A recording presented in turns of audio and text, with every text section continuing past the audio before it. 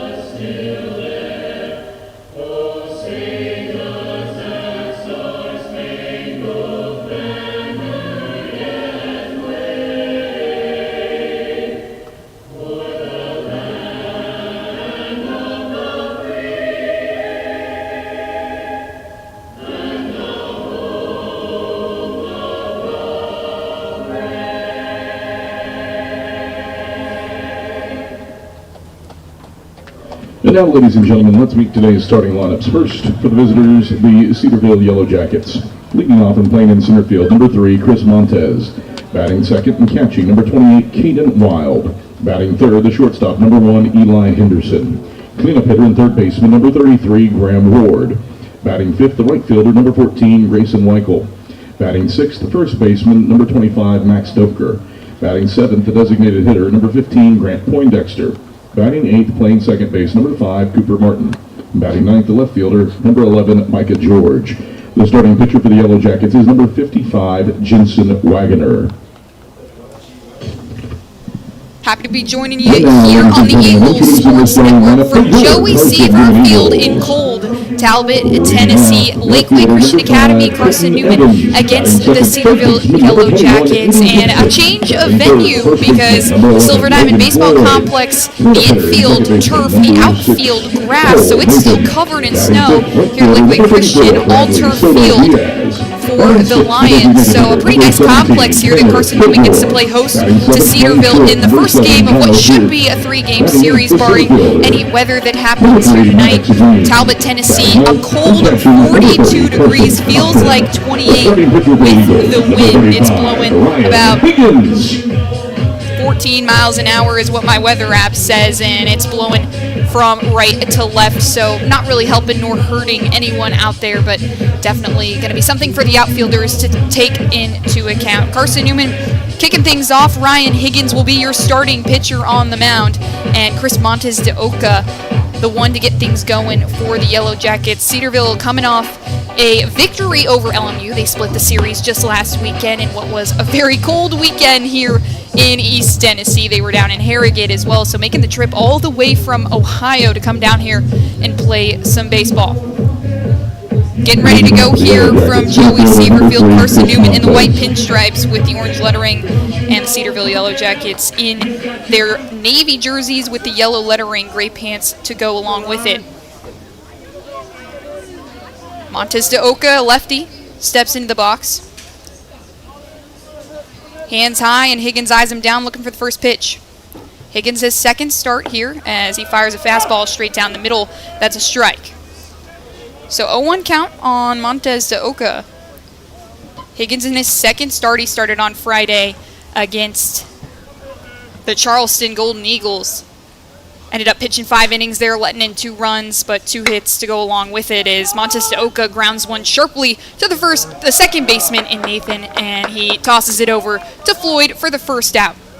Carson-Newman from left to right in the infield. Gibson at third. Jono Pierce, the transfer, at shortstop. Cole Nathan, the second baseman, all-SAC second baseman, I should say, and Logan Floyd at first base. He was a first-team all-SAC selection last year as well. In the outfield, it's Colton Evans in left field. Maddox Green, the freshman, getting his first start in center, and Bradley Soto Diaz in right field as the first pitch to Caden Wild, the catcher, is a strike on the outside corner of the righty.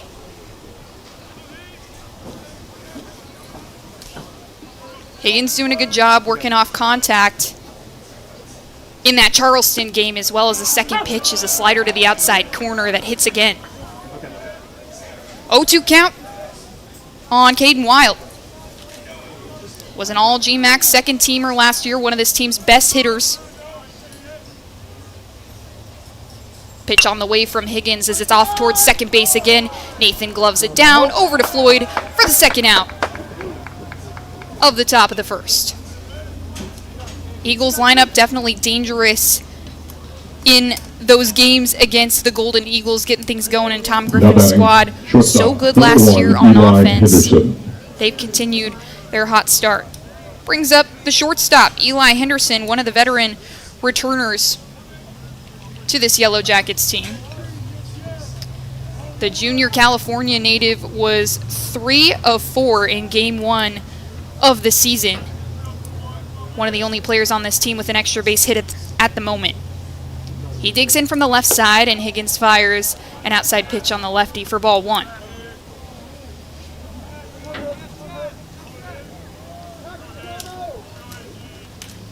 Henderson, one of the best hitters on this team as well. This 2-3-4 lineup for the Yellow Jackets, really, really good. Just the auxiliary spots, something to keep an eye out for if they produce. Second pitch to Henderson is another ball on the outside corner, so 2-0 count, the third on the way. It's low, an off-speed pitch that just misses the mark for Higgins. And a 3-0 count. Didn't see him struggle with walks too bad in game 1, just a few. Did hit a batter at one point. Finally, fourth pitch, a strike on the inside corner. This one cooking. No trackman today, so can't provide you speed or movement on these pitches, but Higgins working with 3 in his arsenal. Fastball, slider, changeup. That one comes right up the middle. It's sharp from Henderson, and Higgins gloves it down over to Floyd to sit him down in order. Carson-Newman gets their first crack at the all-GMAC player, Jensen Wagner. When we come back, it's Evans, Gibson, and Floyd here on the Eagle Sports Network.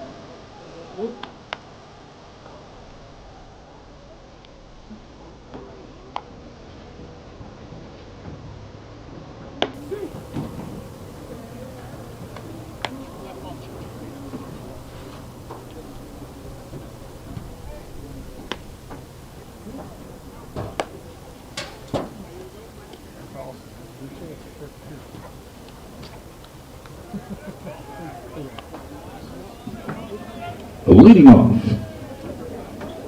the left fielder, number 5, Colton Evans. Back here on the Eagle Sports Network for the top of the first. Geez, jumping ahead of things. After Ryan Higgins sits down the first 3 batters in order, and it's Colton Evans who squares around for the bunt on the first pitch offering from Jensen Wagner. It's a ball, or a strike, excuse me, on the outside corner. Testing the waters here early, Colton Evans in just his second game with the Eagles as he flies one out to right field. Weichel is underneath it, but misread it. It drops to the ground, and Evans is all the way to second, safe in time. So an early error on the right fielder Grayson Weichel. Third baseman, number 21. That allows the Hayden Eagles' Gibson. first base runner. Second game in a row that the Eagles have led off with a base runner. Braxton Smith in that second game against the Golden Eagles led off with a double. And that brings up the senior captain, Aiden Gibson.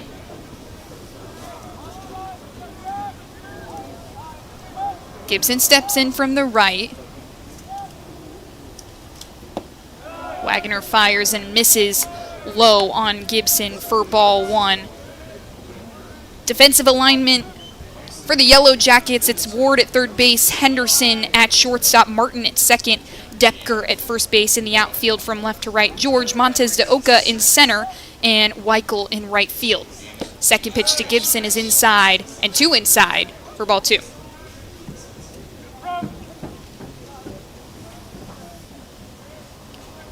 Gibson, one of the mainstays on this Carson-Newman lineup. One of Coach Tom Griffin's captain selections this year, as the third pitch is an off-speed that finally hits the zone. 2-1 count on Gibson with Evans at second base. Still 0-0. Evans 3 steps off second. Wagner not concerned with him at all as Gibson pulls one to the shortstop in Henderson. He goes to third base and Ward misses it. It's on the ground. Evans is diving in. He's safe. Gibson is over there on first base safe as well. He doesn't take any extra bases. So 2 errors already for this for this Yellow Jackets team. First baseman, they're going to count 11, that Logan as a Floyd. fielder's choice, and that brings up Logan Floyd with 2 runners on the bases.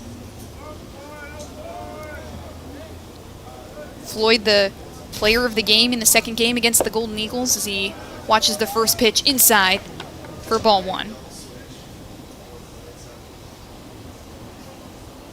So Gibson on first, Colton Evans on third base, and Logan Floyd looking to keep the party going, get on top here early. Second pitch from Wagner is a ball inside. He's missed there a lot already. Trying to just work it a couple more inches into the zone. It's Caden Wild behind the dish. Third pitch is pulled over the left field line. It hits the light pole out there. You can hear the sound of that. So a 2-1 count on Floyd. The first baseman, a preseason all-sack selection as well, and has been so dangerous in the batter's box, so much so that Charleston didn't even want to throw to him a couple times, intentionally walked him in that first game, and eventually just walking him over and over again, led the team with 4 walks as he belts one deep out to left field. This one's tracking back. The first home run of 2026 for Carson-Newman, a 3-run bomb from Logan Floyd.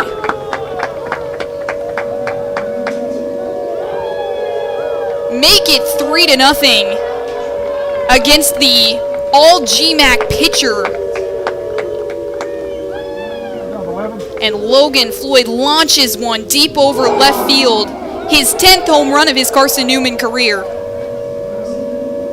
To make it a 3-0 ball game. Now batting, second baseman, number 6, Cole Nathan.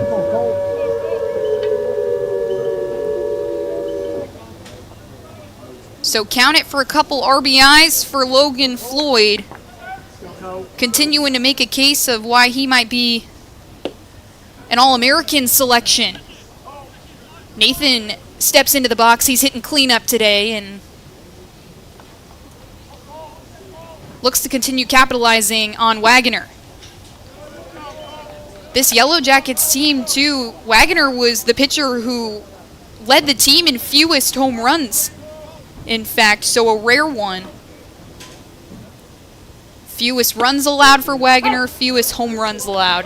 As the second pitch to Nathan is a strike, so a 1-1 count on the second baseman. Things interesting here already for Carson-Newman, up 3-0.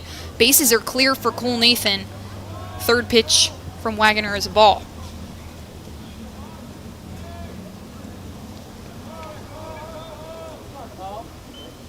Wagner kicks and fires, and Nathan fouls one back. Full count. There you go, hit it hard.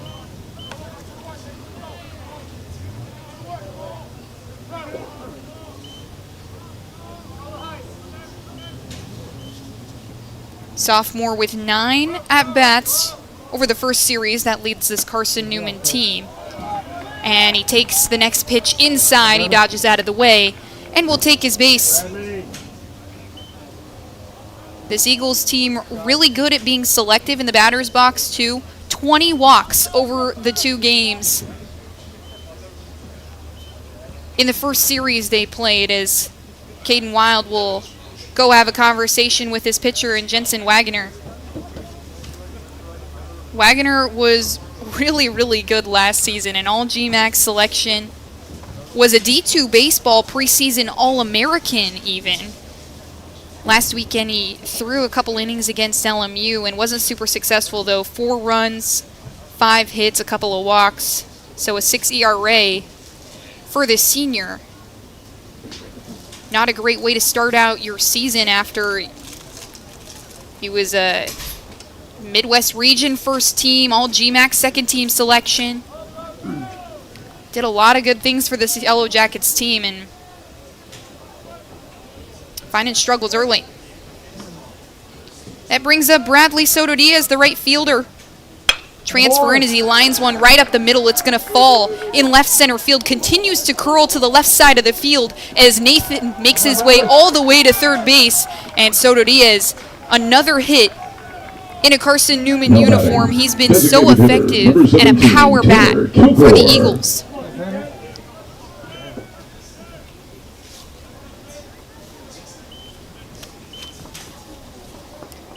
The DH, Tanner Kilgore, will step up to the plate. Soto Diaz on first base and just no outs on the board for the Yellow Jackets, so trying to keep out of a big inning already. Kilgore elevates one out towards right field. The wind is moving it around, and eventually Weichel will call him off. Runners will return to the bases, but it's actually Nathan sliding in. Wild dropped the ball on the tag. Nathan will be safe, and Wild looks like he's feeling it. Nathan and Wild connected on the tag as he was running home. Soto Diaz tagged up. He's still on first base.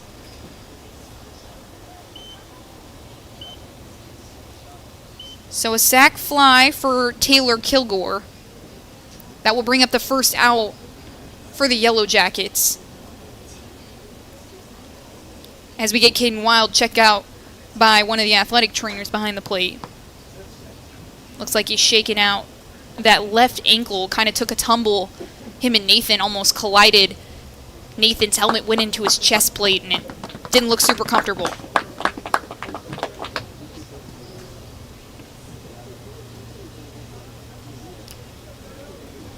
Still kind of rolling out that left ankle, but he's back down behind the dish. So 1 out now on the board. At the plate, shortstop, number 7, John O'Pierce. For the Yellow Jackets. Soto Diaz, a couple steps off first base, and Wagoner fires to John O'Pierce, the shortstop. And he takes the first strike on the outside corner. Wagoner, the lefty, and the righty and John O'Pierce stepping in again. Wagoner takes a look at Soto Diaz. He takes off. Wild fires, and he's going to be out at second.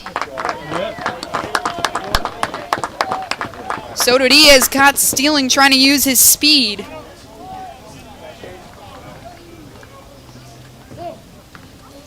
So that'll be 2 outs. And a great throw there by Caden Wild. The Eagles trying to challenge after he kind of took the hit from Cole Nathan as Pierce waves on the second pitch. 0-2 count on the shortstop. Third pitch from Wagoner is inside, and it's just under the shin pad of Wild, so he'll pick it up. 2-2 count.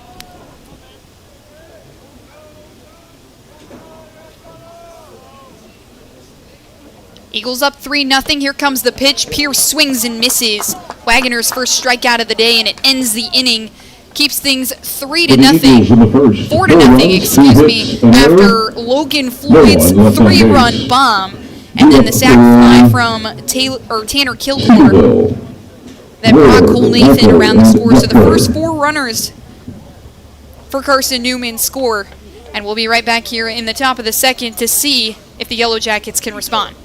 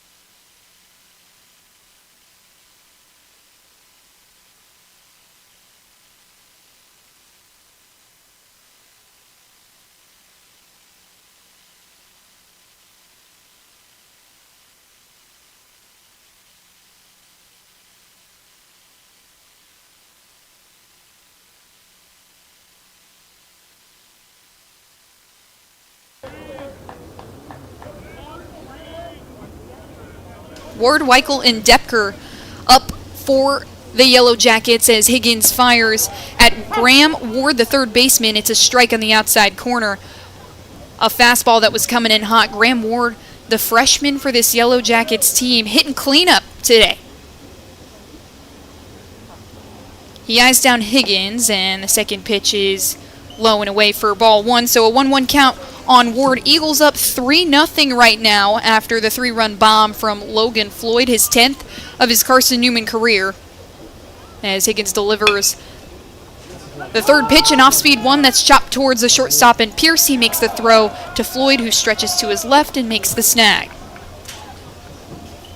Higgins sat him down in order in the first inning. Looking to do more of the same. Was really good through his first 3 starts of the season last year for Carson-Newman. Kept things scoreless and owns the single season earned run average record for the Eagles.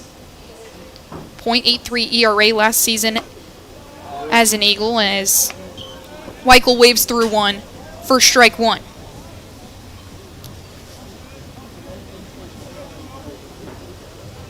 Weichel, the sophomore, returning for his second season with Cedarville. And he fans through another one for strike two. No strikeouts in that first inning for Ryan Higgins, but 5 in his first game against Charleston. Higgins kicks and fires, and this one is a hard ground ball to Nathan. He gets to a knee, throws it over to Floyd, and that'll put Weichel away. Now batting, first baseman, number 25. Contact outs Max for Ryan Depker. Higgins. And Max Depker looks to be the first Yellow Jacket to get something in play for Cedarville.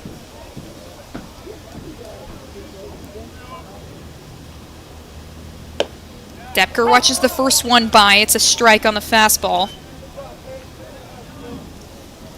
0-1 count on the first baseman.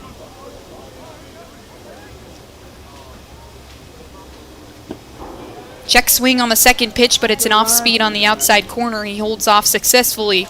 1-1 count for Depker. The sophomore also in his second season with Cedarville. As he skies one out to deep center field. Green is all the way back against the wall, and it's a dead center shot. 1-run bomb from Max Depker that gets Cedarville on the board, makes it a 4-1 ball game as his teammates come to greet him. Higgins was almost out of the inning successfully And the first baseman uses all of his power to get it out there. Field dimensions here at Joey Seaver Field, not listed on the fences, but definitely more shallow field than these collegiate players are used to. That brings up Grant Poindexter, the DH. So a one-run shot from Max Depker makes it a 4-1 ball game. So each of these teams trading home runs. And Grant Poindexter trying to keep things going. Watches the second pitch from Higgins, a ball, so 1-1 count.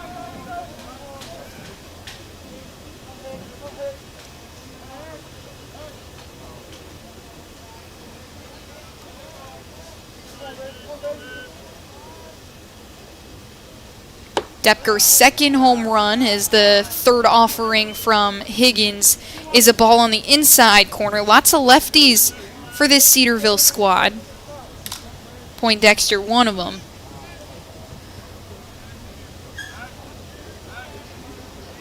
Higgins trying to keep things manageable. Let up 2 runs in the first game against Charleston. Next pitch misses the zone again, so 3-1. Hitters count for the DH.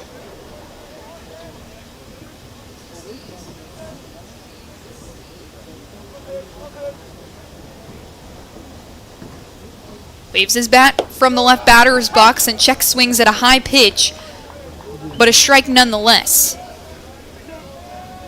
Higgins keeping himself in it. It's a 3-2 count on Grant Poindexter, the sophomore. 22 games last season with the Yellow Jackets. Made a couple of starts at first base and just one as the DH, but in that spot today as he drives one up the middle. It's just a hopping ground ball to Pierce, who makes one little crow hop over to Logan Floyd, and that'll be the inning. So the one-run bomb from Max Depker makes it a 4-1 ball game, and the Eagles looking to get back to work on Jensen Wagner when we come back here on the Eagles Sports Network. Domino's Pizza in Jefferson City has deals for Carson-Newman students. Bring in your valid student ID when you order for pickup or delivery, and Domino's in Jefferson City will give you a steaming hot large one-topping pizza for $4.99. That's a large one-topping pizza for Carson-Newman students for $4.99 at Domino's in Jeff City. Call 865-471-6700 to order. That's 865-471-6700. Domino's, the official pizza of the Carson-Newman Eagles. Okay, let's see. I'm ready to do this. Carson-Newman. It's been around since 1851. Lots of flexible online programs. Wow. World-class accredited academics. A faith and learning environment with professors who really care about me. A top 10 best value school. Carson-Newman gives $48 million a year in financial aid. This is the perfect place. I'm in.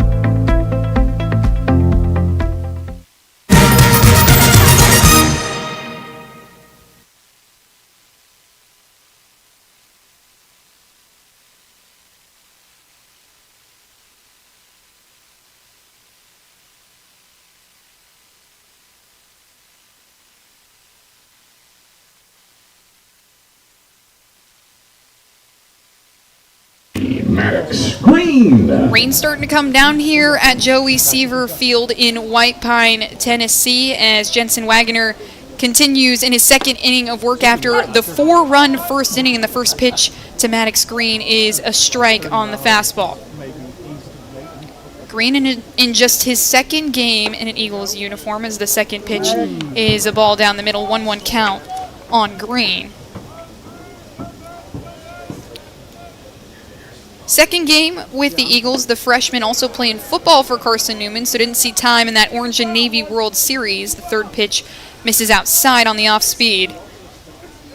2 balls and 1 strike on Maddox Green. Eagles up 4-1 as the fourth pitch misses again. 3-1 count for the center fielder, getting his first start on defense as well. He did DH in that game against Charleston. And the next pitch misses the zone, low and inside again. So the second walk for Jensen Wagner. Now batting. The And catcher, number 30, puts the leadoff batter Carson-Newman. on first base again for the second inning in a row. The catcher, Carson Cochran, rounding out this Eagles lineup. As Green takes off, he looks at the throw. Wild got it. The second Eagle caught stealing here in this contest.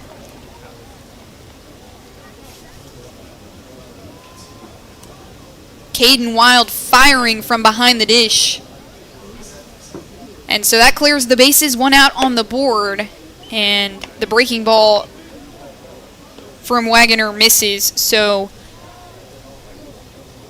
1-1 count on Cochran. Third pitch is waved on. 1-2.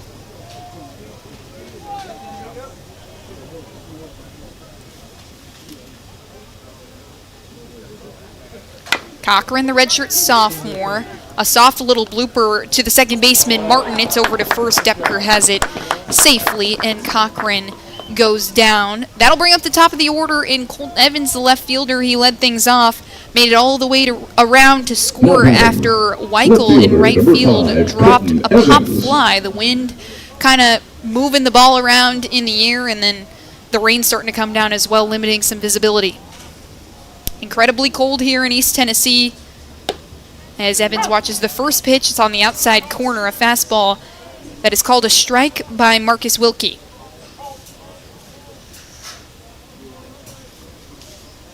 Second pitch on the way, and Evans swings and misses on the outside fastball again. So make it 0-2 on Evans. Wagoner trying to clean things up from the first inning when he let 4 come around. Third pitch misses, 1-2 count on Evans. Nobody on. After Green was caught stealing, and then Evans drills one out to center field. Montez de Oca taking a couple steps to his left side and has it in his glove. So that'll be the bottom of the second inning. Still a 4-1 ball game, no hits and no errors for Carson-Newman. When we come back, it's Cooper Martin, Micah George, and Chris Montez de Oca. Stay with us. This is Carson-Newman men's basketball alum Taylor Hawkins. I want to help your family secure its financial future. I'm with Modern Woodman Financial Planning, where we touch lives and secure futures. Let Modern Woodman protect your family's financial security through life insurance, retirement planning, and financial services. You can contact me, Taylor Hawkins, at cneagles.com/Modern Woodman. That's cneagles.com/Modern Woodman. Help secure your family's financial future through Modern Woodman Financial Planning. The number one source for Carson-Newman athletics gear, shopcneagles.com, where you can find gear from Adidas, Columbia, Nike, and Under Armour. Shirts, jerseys, sweatshirts, shorts, pants, hats, and scarves. Shopcneagles.com is your source for everything CN. You can even show your school spirit on your smartphone or tablet. All of your game day essentials can be found in one place. ShopCneagles.com.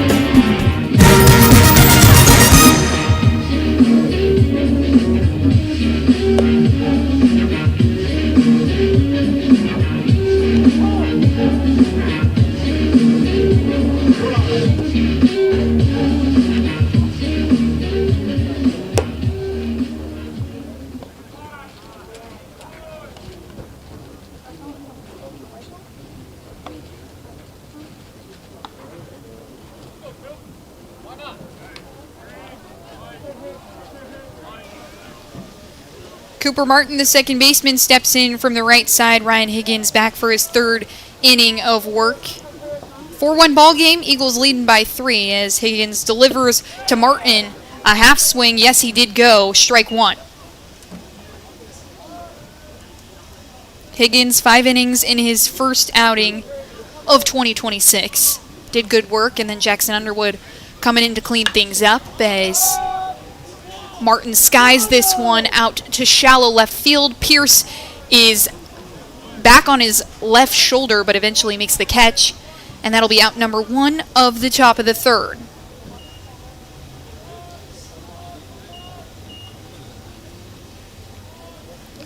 Only hit for the Yellow Jackets so far today was the 1-run bomb by Max Depker just the last inning. Logan Floyd hit a 3-run bomb in the bottom of the first.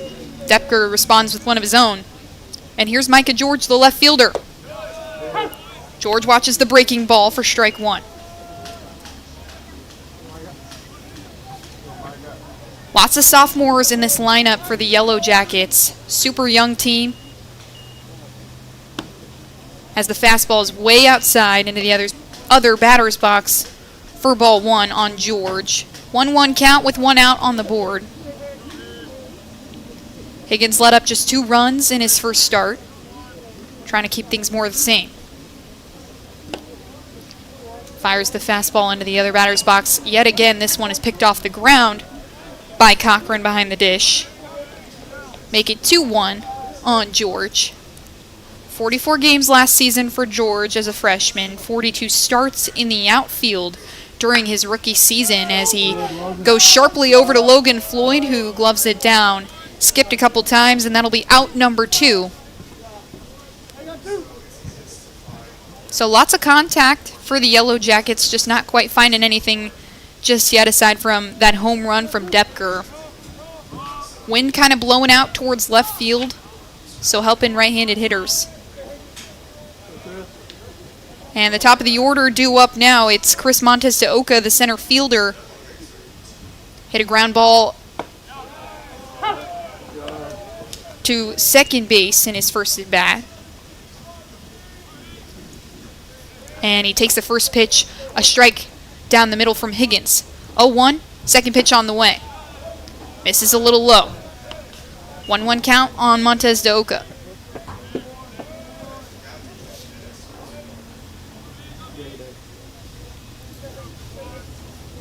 Eagles 2-0 right now, trying to maintain their perfect record as Montes de Oca swings and misses on strike 2. 1-2 count. Higgins looking for his first strikeout of the day.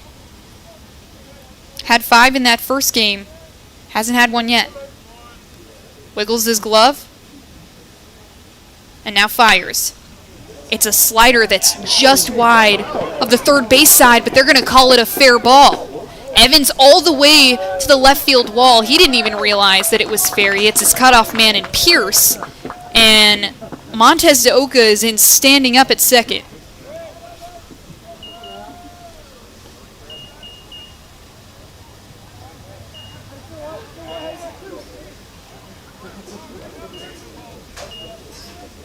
A hard ground ball that was impossible to reach for Aiden Gibson, who was about 15-20 feet off third base. It rolled right over the bag and was curling all the way to the left fence.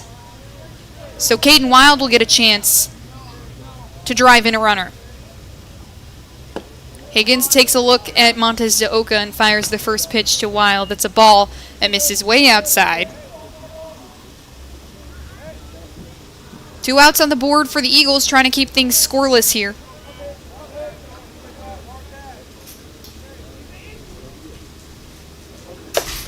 Higgins fires another one outside on Wild. So 2-0 count.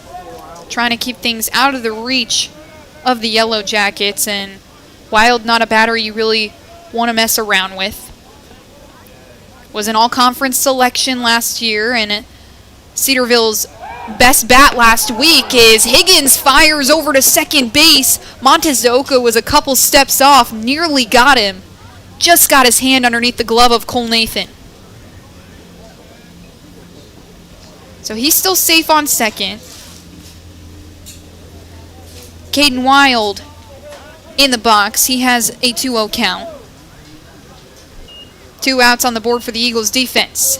Higgins finally hits the zone with one. It's a high fastball for strike 1.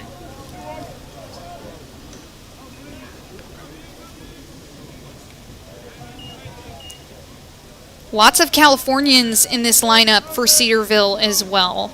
Wild, a junior from Fairfield, California, as he's hit by the pitch from Higgins. Fourth pitch of the at-bat, and he stands stout in the right batter's box to take that one. Second batter that Higgins has hit this season.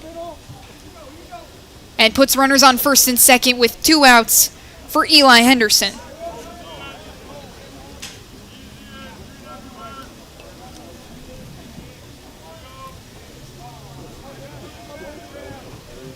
Henderson, another one of those California natives, watches the first pitch, a fastball that misses low and inside.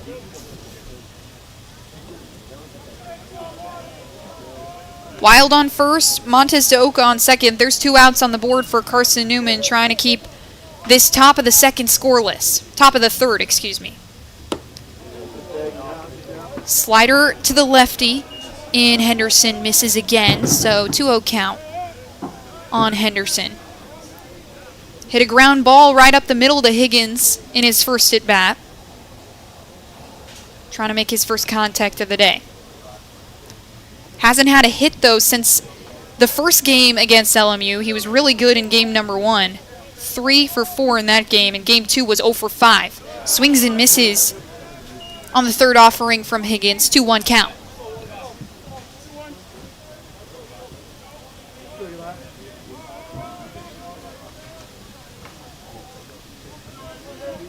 Higgins comes together, takes a look at Montez de Oca on second.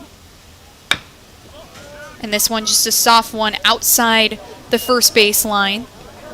So make it 2-2 with 2 outs on the board and 2 runners on currently. Montez de Oca in scoring position. Caden Wild at first base after he was hit by a pitch.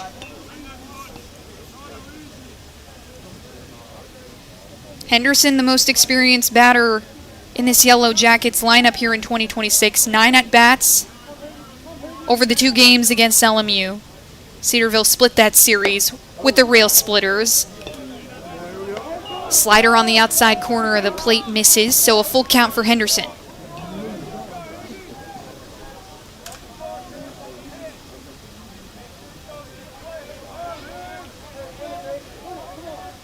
Higgins nods, payoff pitch is a line drive into right field. Evans not going to get there in time, and it actually skips past him. He misread it. Montez de Oca is in to score. Evans makes the throw, and Wild was nearly tagged out as he overran third base. Gibson had the ball, but just missed the tag. So an RBI double for Eli Henderson as he makes his way over to second. Montez de Oca comes in to score. Caden Wild is on third base. And the lead now just 2 for Carson-Newman, a 4-2 ball game. Brings up the freshman third baseman, Graham Ward. Ward, the righty, was really good in that first series for Cedarville as the changeup from Higgins misses high.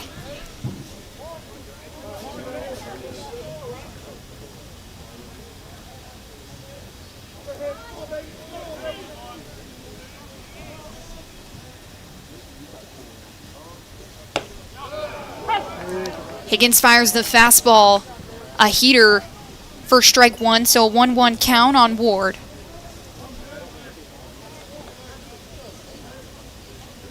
Three for 8 over the series in his first collegiate games as Higgins fires over to Henderson at second base.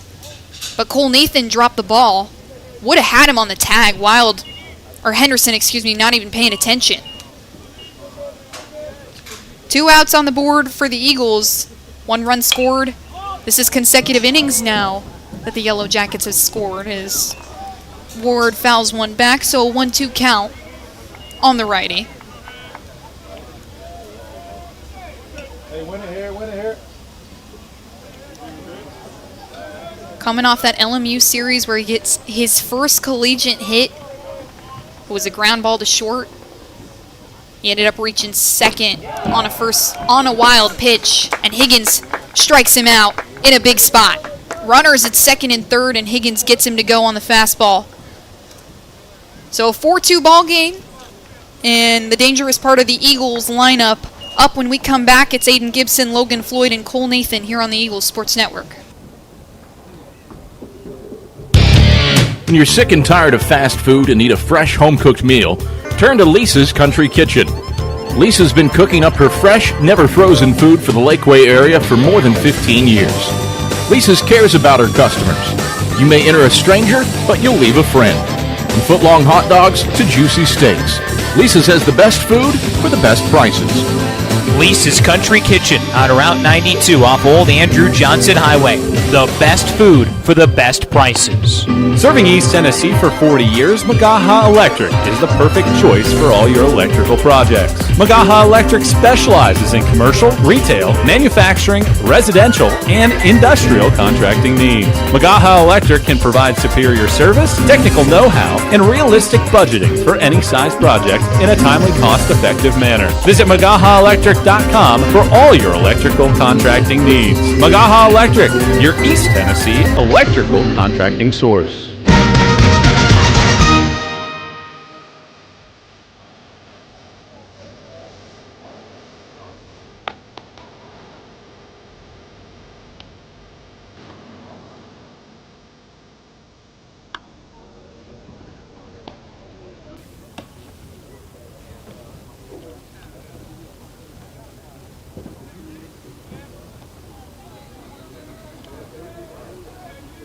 Go ahead, that's it. Play deep. Leading off, third baseman, number 21, Aiden Gibson.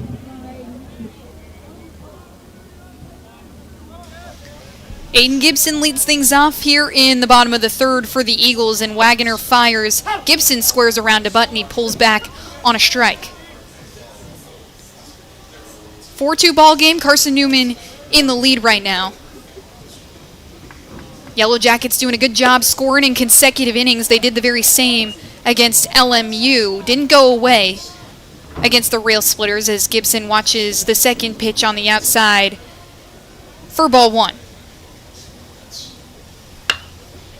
Gibson skies one out into center field. It's all the way back. Montes de Oca all the way to the wall, but he makes the catch.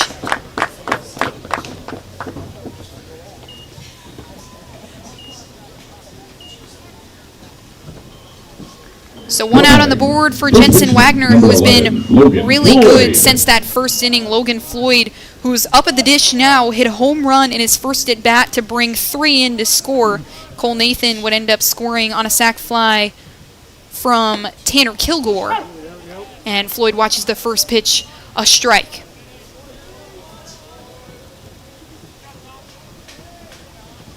Otherwise, Wagner hasn't done much damage.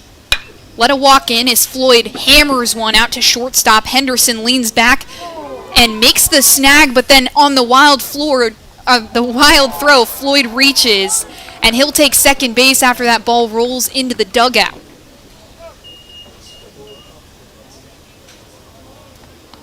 Now batting, second baseman, number 6, Cole Nathan.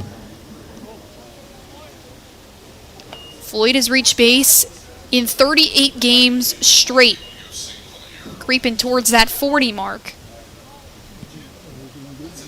And Cole Nathan will step into the box, reach base in his first at-bat on a walk, and has a runner in scoring position, a chance to get his first RBI of 2026.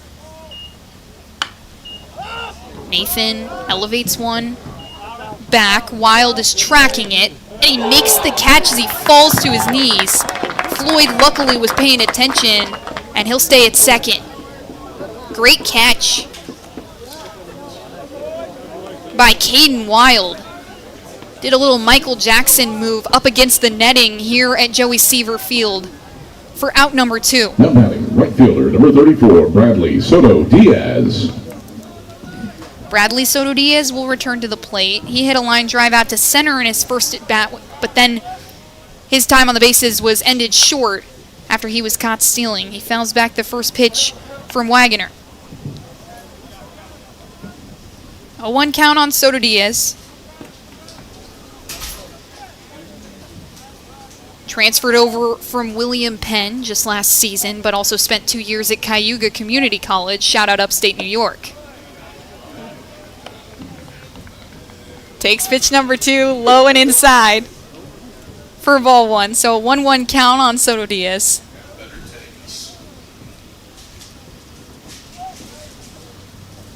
Wagoner takes a look at Floyd on second, and Soto Diaz battles one up the left field line for strike 2.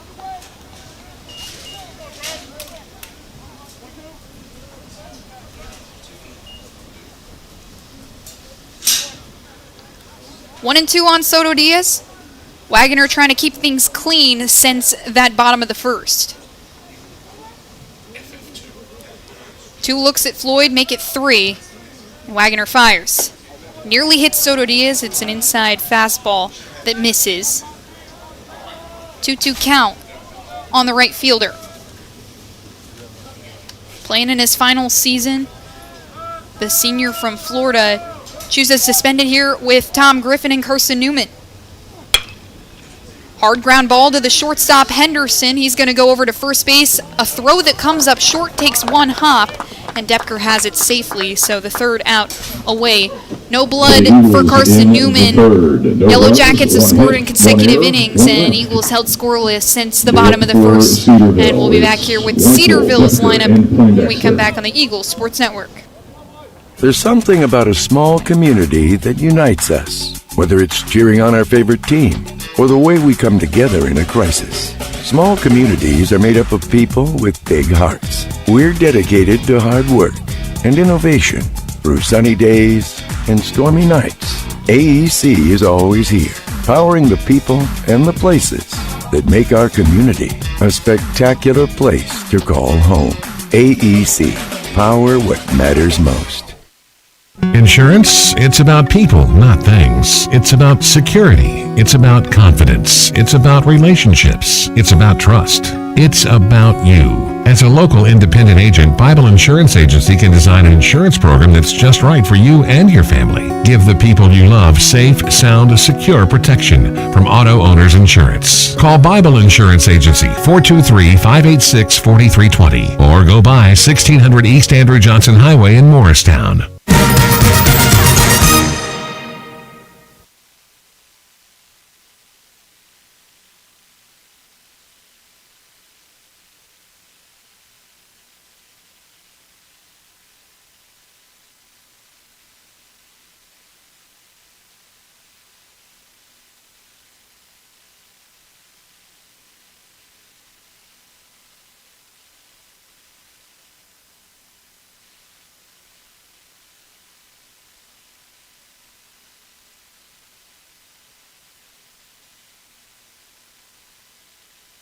Grayson Weichel. Back here on the Eagles Sports Network, Brandon DeCrow checking in with you for the top of the fourth, where Cedarville will take over on offense. It's Grayson Weichel to lead things off, and Higgins fires a fastball that misses outside. Yellow Jackets chipping away at this Eagles lead. They put up 4 runs in the bottom of the first, but then the Yellow Jackets scored 1 in each of the last 2 innings as Higgins fires another fastball, this time inside, and it's a strike on Weichel. Weichel, a ground ball to the second baseman, Cole Nathan, in his first at bat. And he watches the off speed from Higgins on the outside for strike 2. Great pitch there from Ryan Higgins that skims the black of the plate. And he comes together looking for a second strikeout. Misses the zone on that one, so 2-2. Got out of the top of the third that left 2 runners stranded with a strikeout on one of the best hitters in the Cedarville lineup, Graham Ward. And this one's going to be a line drive out to the left field that gets in front of Evans and drops down, takes 2 hops. And a leadoff single for Grayson Weichel. Gets him his first hit of the day.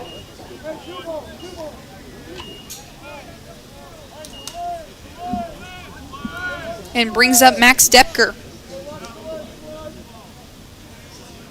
He digs in from the left side, and Depker took advantage of Higgins in his first at bat. A home run, not one that Higgins lets away often, but Depker looks to go 2 in a row. This one is deep out to left field. Are you kidding me? 2 2 bombs back-to-back, a solo shot in the top of the second, and a 2-run shot here in the top of the fourth to tie things up. Max Depker, the fire starter for Cedarville right now. His 3rd home run of his collegiate career, and what a big spot against a Carson-Newman team who super competitive in the SAC and nationally.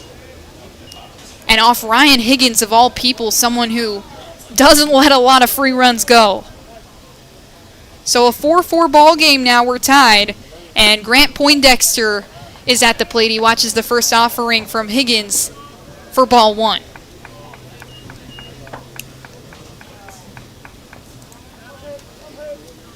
Poindexter playing the DH today. That's a spot he's only done one other time in his collegiate career as he swings at the second pitch that's low for strike number 1. Hit a ground ball to Jono Pearson, his first at bat over at shortstop. And swings at the 3rd pitch from Higgins for strike 2. So 3 innings in a row now that the Yellow Jackets have slowly but surely crept back into this ball game after the Eagles got on top of the Yellow Jackets early. But Ryan Higgins letting off 5 hits as Poindexter fouls one back.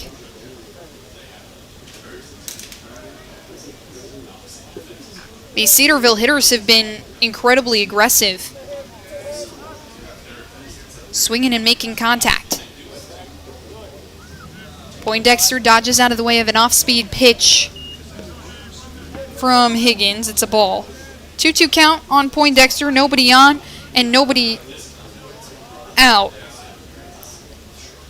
Depker picks up his 2nd and 3rd RBI with that one, and it's a shallow fly ball off the bat of Poindexter to Colton Evans, who is underneath it and makes the catch.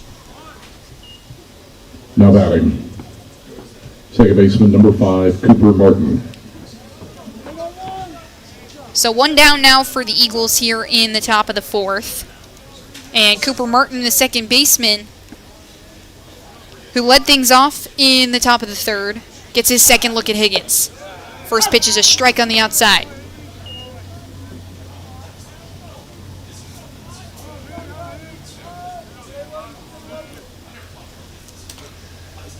Martin, the second baseman, one of the young members of this lineup, as he swings at a fastball from Higgins for strike 2.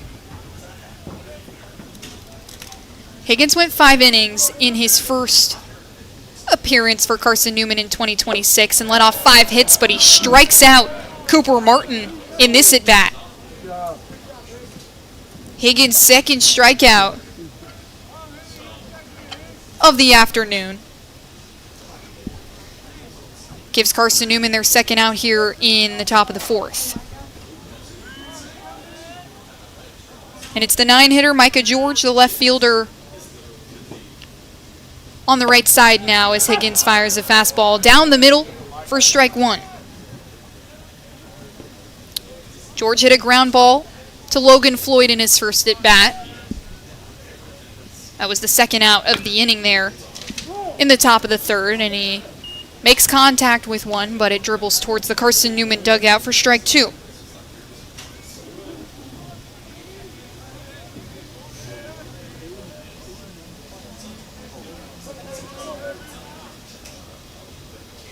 Higgins fires and strikes him out.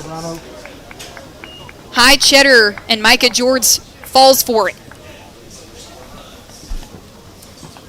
3 strikeouts for Ryan Higgins in this contest, 2 of them to end the top of the 4th after the 2-run bomb from Max Depker ties things up. And we'll be right back here on the Eagles Sports Network to see if Tanner Kilgore, Jono Pierce, or Maddox Green can respond. Don't know what to wear on game day? Head over to shopseeandeagles.com for all of your Carson-Newman athletics gear. You can find clothing from Adidas, Columbia, Nike, and Under Armour to cover you from head to toe.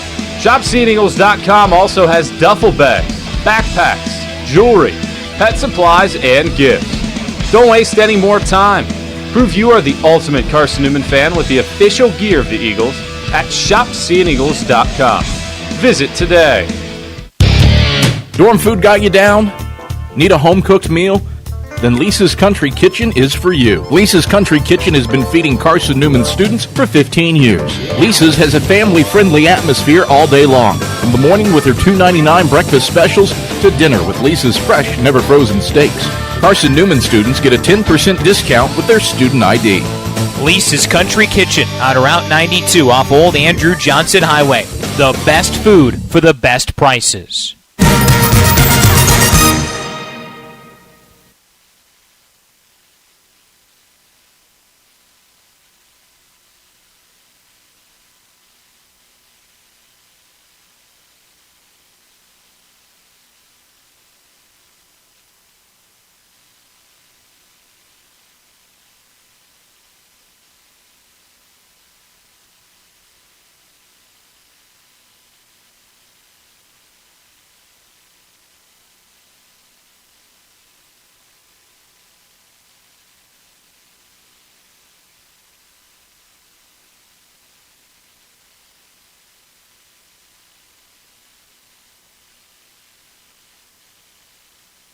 Tanner Kilgore. Tanner Kilgore kicks things off here in the bottom of the fourth. Cedarville tied things up in the top of the fourth, coming off a 2-run shot from Max Depker, his second bomb in a row. And a new pitcher on the mound in Branton Dickey, his first pitch, a ball that misses low and outside on Kilgore. Dickey, a redshirt freshman, transferred over from the University of San Diego. Second pitch is an off-speed to Kilgore for strike one. 1-1 count on Kilgore with nobody on here in the bottom of the fourth. One of many players on this Cedarville roster from California. Third offering from Dickey is a ball in the other batter's box on Kilgore, the righty.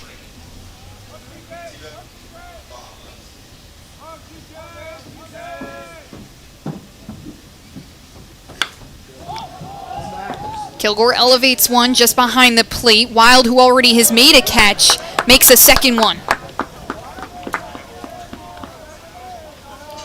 So Kilgore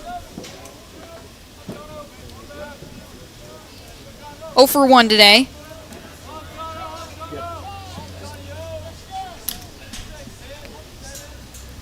And that brings up the shortstop, John O'Pierce.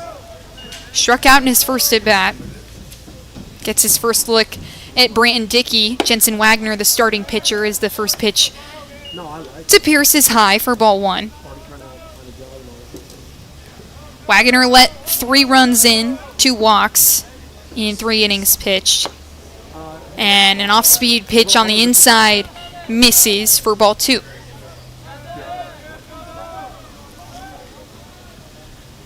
Pierce has been quite the addition for Carson-Newman in this lineup, as the third offering from Dickey to Pierce is another ball.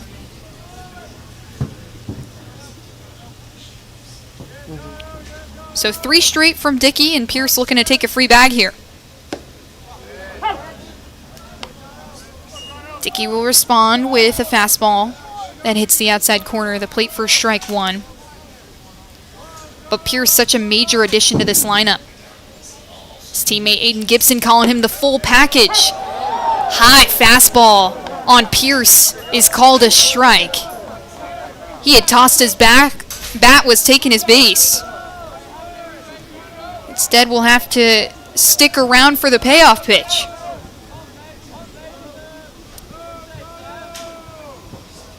Dickey kicks and fires, and Pierce battles one up the right field line. It's going to be well out of play.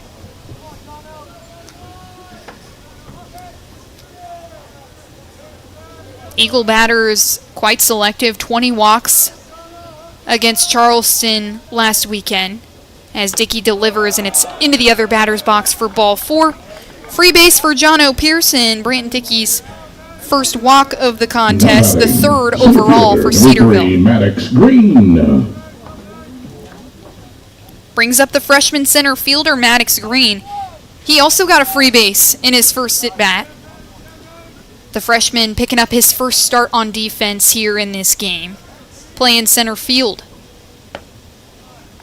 Green watches an off-speed into the left batter's box for ball 1. Speed on the bases in Pierce. He led Roane State last year in stolen bases.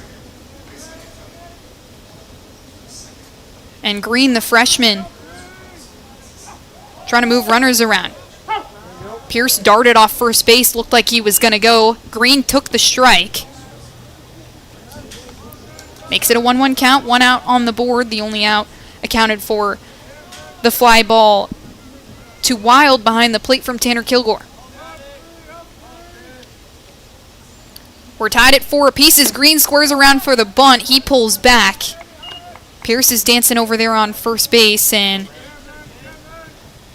good discipline by Maddox Green because it was a ball. So a 2-1 count on the freshman. Quite the athlete, a 3-time all-conference and all-region baseball player in high school, but was a 3-sport athlete as well, as he nearly takes a pitch to his left elbow but lays off. 3-1 count on Maddox Green. Football, basketball, and baseball in high school for the freshman. Also plays football here at Carson-Newman, so a 2-sport athlete and a rare one at that.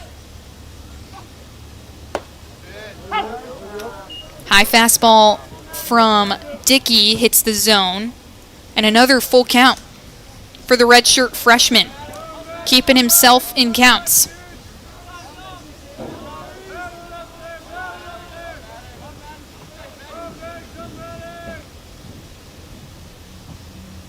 Payoff pitch on the way. Green fouls it back.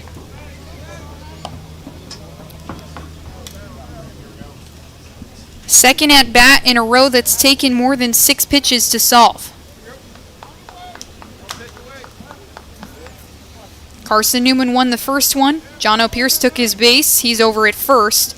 Dickey gives him a look and comes together to face Green. It's low and in the other batter's box, so the second walk in the row for the redshirt freshman puts Pierce at second, Maddox Green at first, and Carson Cochran, the catcher, steps up, the final batter in this Carson-Newman lineup, to take over duties at the plate. He takes the sign from Tom Griffin over at third and steps in. Redshirt sophomore playing in his first games of his Carson-Newman career this season. Squares around for the bunt. He pulls back on the off pitch from Dickey.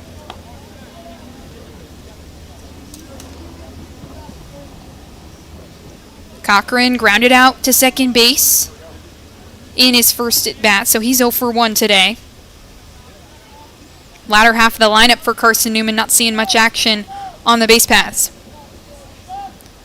Finally got some runners out there, though, as Cochran squares around for the bunt again, and a pitch into the outside batter's box is ball 2.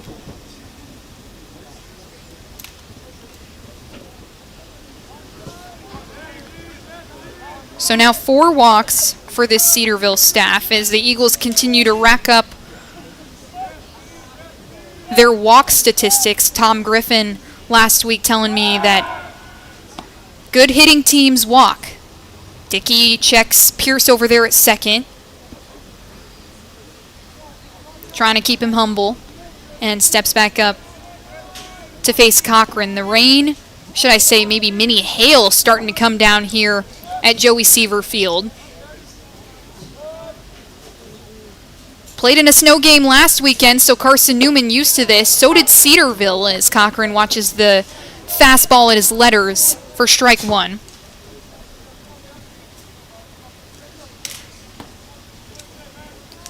Both teams playing in snow games. Carson-Newman playing with limited visibility against Charleston in that second game. Eli Henderson had the advantage there. He finished out the game with 3 strikeouts. Cochran grounds one over to the second baseman. Martin tosses it to Henderson. It's over to Depker, where he's got Cochran. So Green is out at second. Cochran out at first, and Cochran hobbling off the field. No hits, no errors. Maybe just tripped on the base or something. We'll see if he returns to the field when we come back here on the Eagles Sports Network for the top of the fifth. Tri-Light is proud to support Carson-Newman Athletics. We salute the student athletes who are working hard to make great things happen on the field, in the classroom, and in the world. It takes vision, commitment, and teamwork, qualities we share at Tri-Light. Our mission is to provide life-changing opportunities by building a world-class fiber broadband network. If you'd like to learn more, please visit trilight.net or call us at 833-847-0824. We select our insurance companies the same way you do, very carefully. When you work with us, you can count on receiving fast, courteous, and professional service and quality protection through Auto Owners Insurance. For a no-problem approach for your life, home, car, and business insurance needs, ask us about the No Problem Company, Auto Owners Insurance. Call Bible Insurance Agency at 423-586-4320 or go by 1600 East Andrew Johnson Highway in Morristown, serving the Lakeway area's insurance needs since 1931.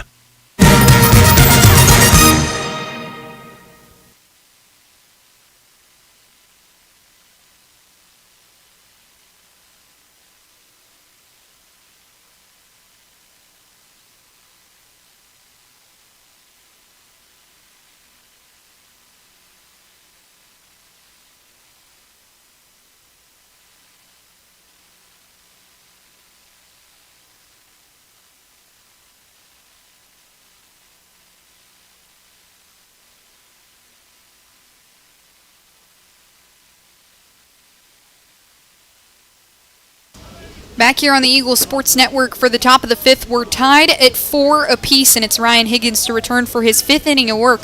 Thrown in a new target this time in Kevin Hammond. He makes the change for Carson Cochran after he was kind of hobbling off the field in the first pitch. At the plate, center fielder, number 3. To Chris Montes de Oca is a strike on the outside corner.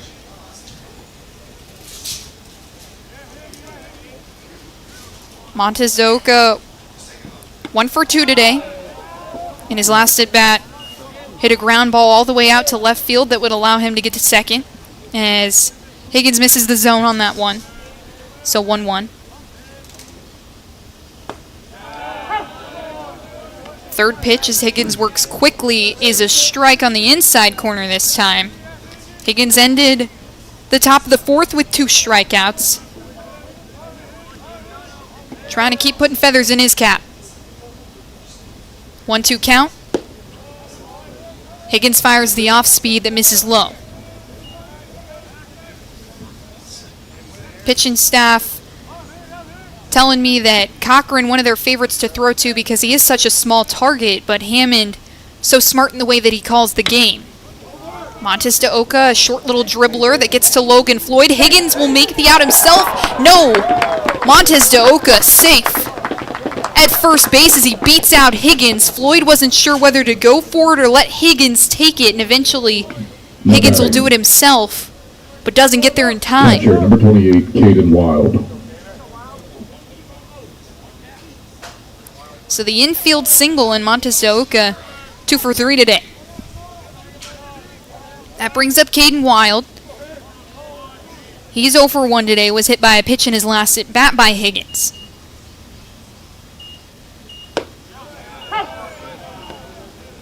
Higgins gives him a changeup on the first pitch for strike 1.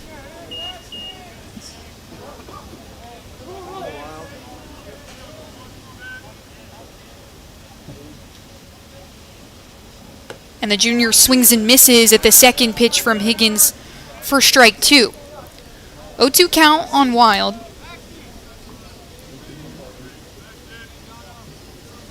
One of the most experienced batters in this lineup, the junior started all 50 games last season for the Yellow Jackets and led the team in at-bats. Higgins will turn and check Montes de Oca on first base.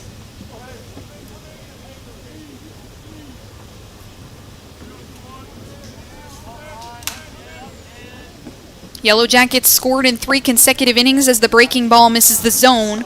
And the first ball on Wild, a good 0-2 pitch there from Higgins, but doesn't fool Wild.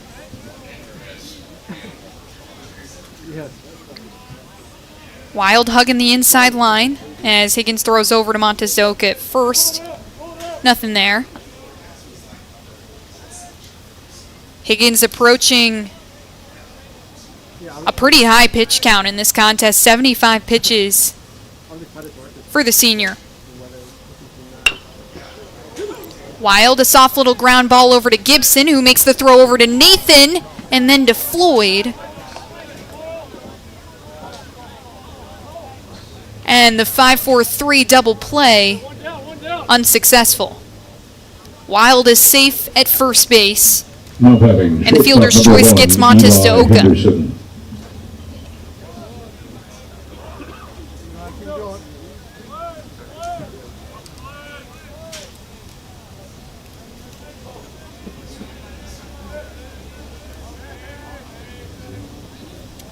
So Eli Henderson steps into the box, hit a line drive to left field in his last at-bat. Higgins will throw over to Wild at first before he even throws a pitch at Henderson. Finally fires a fastball to the outside that misses ball 1. So Henderson 1 for 2 today. He had the RBI that brought Montez de Oca around to score in the top of the third. Higgins misses again with the fastball, this time high. 2 balls, no strikes on Eli Henderson, who has worked counts on Ryan Higgins, at least 3 balls in both of his at-bats, and working towards that mark again. Higgins fires, and Henderson forced to foul it back.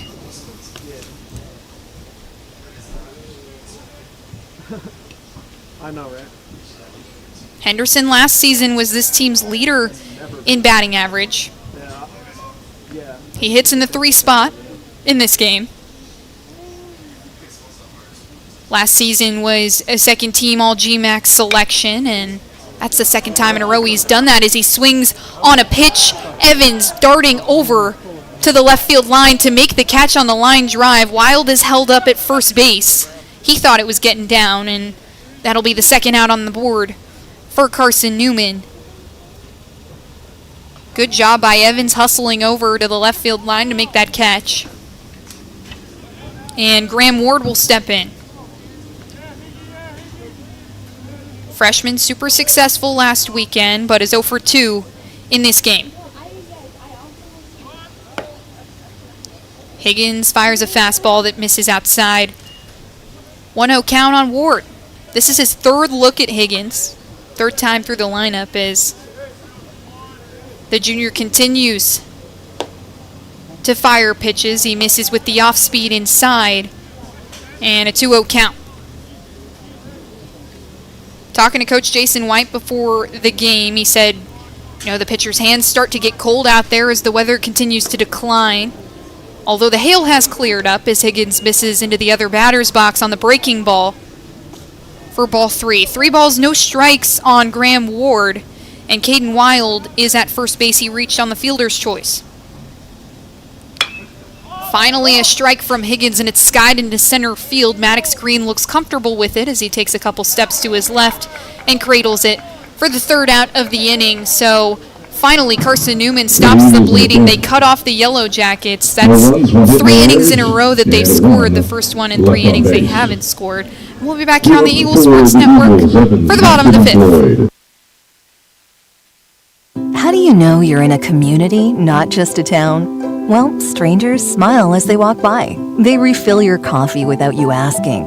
And when you ask directions, people offer to walk you there. Communities give more. The way you know when you walk into First Bank that you are in a real community bank. Great products, direct access to your local bankers, and relationships that can last a lifetime. Don't just have an account. Have a community with First Bank. Member FDIC.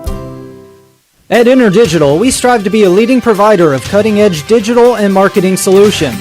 At InterDigital, we want to help our clients find success. Our team of technology gurus work together to ensure InterDigital continues to progress forward as technology advances. At InterDigital, we make technology work for you. Visit interdigital.com for IT support, web development, virtual tours, graphic design, internet marketing, mobile app, and film production services. InterDigital, laser focused on your success.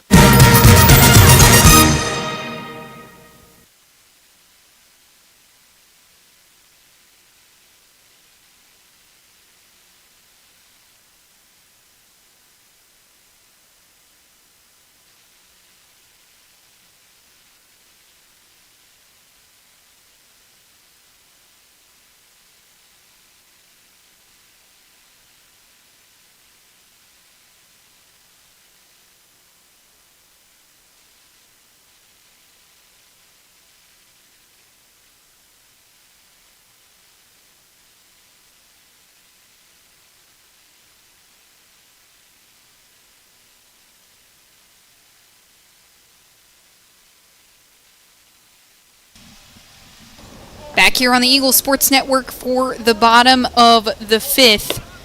And it's the top of the order in Colton Evans that takes the first pitch Left fielder, number 5, Colton Evans. from Branton Dickey for ball 1. Evans 0 for 2 today. He reached on error in his first at bat and flew out to center in his second as the second pitch misses outside again for ball 2 on Evans. Dickey threw 22 pitches in his first inning of work, faced 4 batters. Now goes back to work after Jensen Wagner threw 3 innings. Third pitch to Evans is finally a strike down the middle.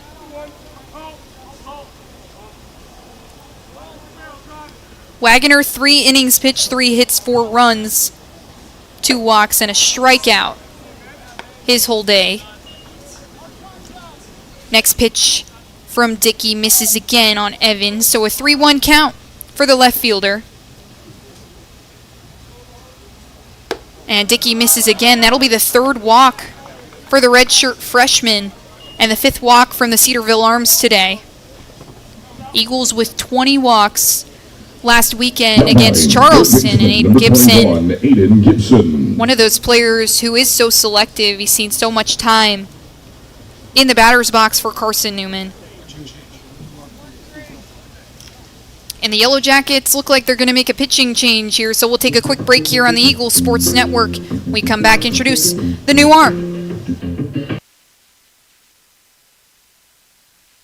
Sure, we've been around a while, 171 years to be exact. We know the power of a liberal arts-based Christian education and the tremendous potential of what can be found on this campus, within this community.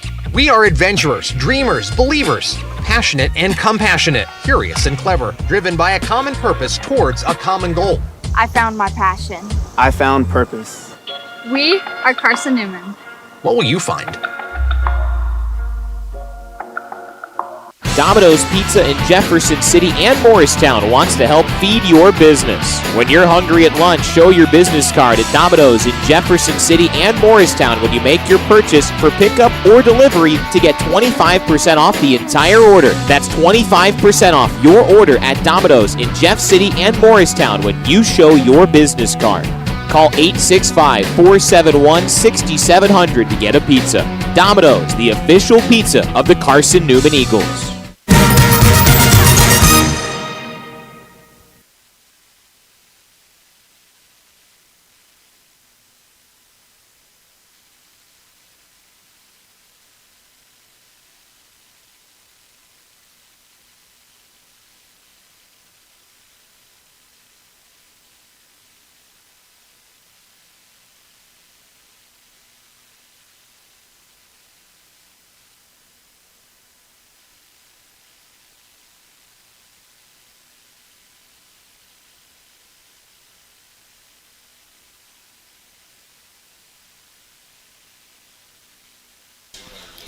Back here on the Eagles Sports Network, as Aiden Gibson steps in on the new Yellow Jacket arm, it's Nathaniel Adkins who will take over duties from Branton Dickey.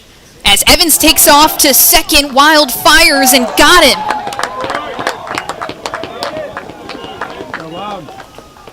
The third base runner caught stealing for the Eagles. They try to be aggressive on the base paths. But the junior, Caden Wild, accurate with the arm. So now 1 out on the board for Adkins. First pitch to Gibson was a ball. And Gibson, looking for his first hit of the contest, is 0 for 2 right now, reached on a fielder's choice in his first at bat. Adkins, the off-speed pitch that goes right through the center of the zone for strike 1 on Gibson. One of the more experienced arms on this staff. Adkins, the senior, as Gibson chops it 1 over to third base. Ward has it. It's over to first, and Depker, a good job to read the bounce. So 2 outs now, and Logan Floyd tries to get to work. The Eagles held scoreless for the past 3 innings, and Floyd trying to turn the tables. Hit a home run in his first at-bat and then reached on an error in his second at-bat. Responsible for 3 RBIs in this game as Floyd squares around for the bunt. And it's a strike from Adkins.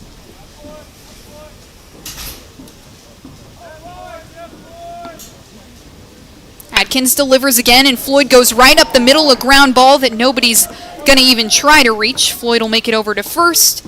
He overruns the bag, but nonetheless is safe. Now batting, second baseman number 6. So Logan Floyd continues his hot start to the season. He's 2 for 3 today. And Cole Nathan will get a chance for his first RBI of 2026. Was second on this team in RBIs last season. A second-team All-SAC selection and a preseason All-SAC selection as well, as Adkins fires the first offering that misses low for ball 1.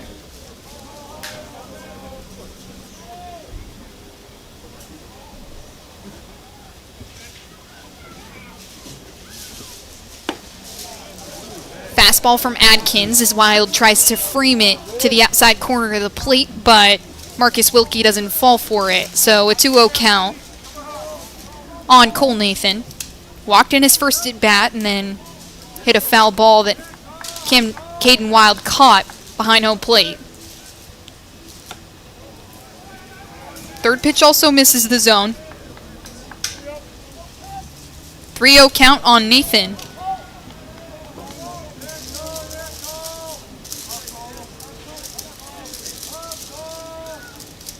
Eagles trying to get their first run on the board in almost 4 innings.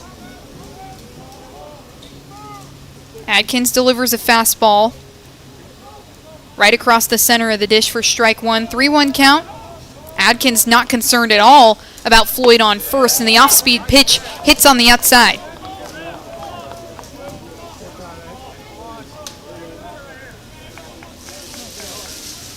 These Eagle hitters have worked these Cedarville arms. 49 pitches for Jensen Wagoner in his 3 innings. 27 for Branton Dickey in his 1 inning. And Nathan battles one off up the third baseline to stay in this count. Go, Cole, let's see it. Adkins has made 43 appearances over his 3 seasons here at Cedarville. Was one of the regular starters for Cedarville in his freshman year, making 6 starts as Nathan watches an off-speed pitch that misses high. Adkins can't believe it. And the second walk of the inning will put Floyd on second base and Cole Nathan over to first. Bradley Soto Diaz will get back to work. He reached on a line drive out to center in his first at bat, but then was caught stealing. Hit a ground ball to shortstop in his second at bat. So 1 for 2 for the senior.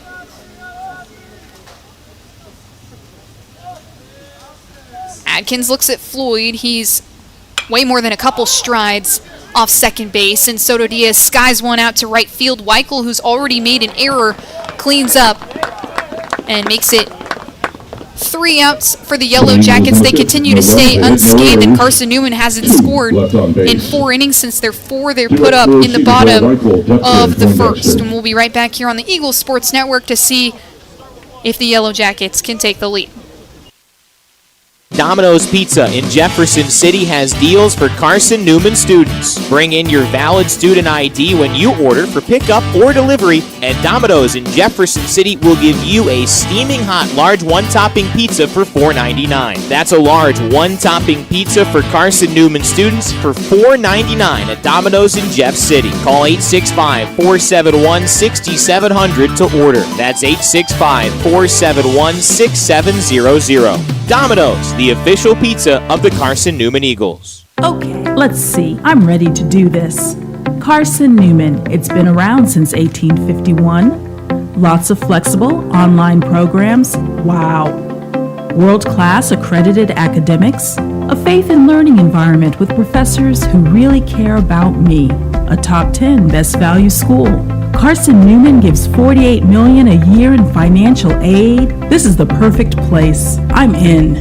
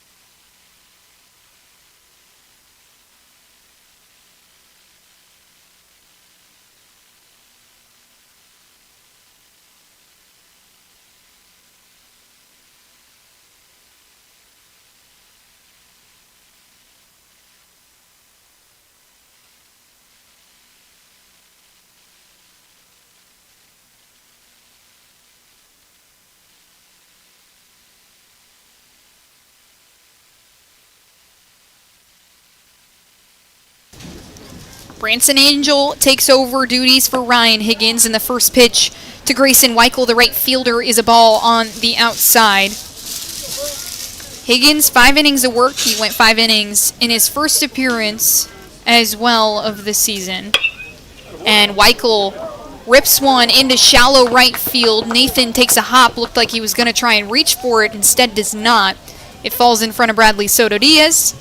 And Weichel, the leadoff single, just like he did in the top of the 4th, before the man that's stepping up to the plate right now, Max Depker, hit his 2nd home run in a row. First baseman, number 25, Max Depker. The first opposing hitter with a 2-run day since Brock Butler for Alabama. Huntsville had one on April 1st last season. Just 2 players last season had multi-homer games against this Carson-Newman pitching staff. Angel trying to turn the tides here.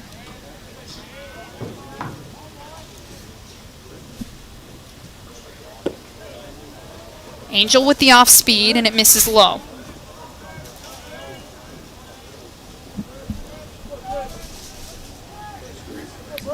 Four pitches in the arsenal for the junior out of Lutz, Florida.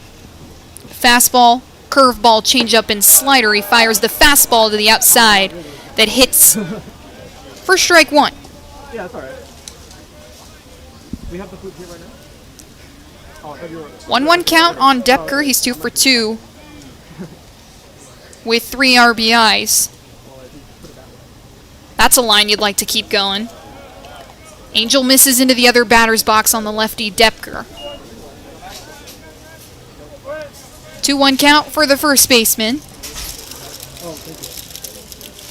29 career appearances for Branson Angel. One of the relievers last season for Carson-Newman, as Depker battles one off up the third baseline for strike 2. 2-2 count, and Weichel is on first base after the leadoff single into right field.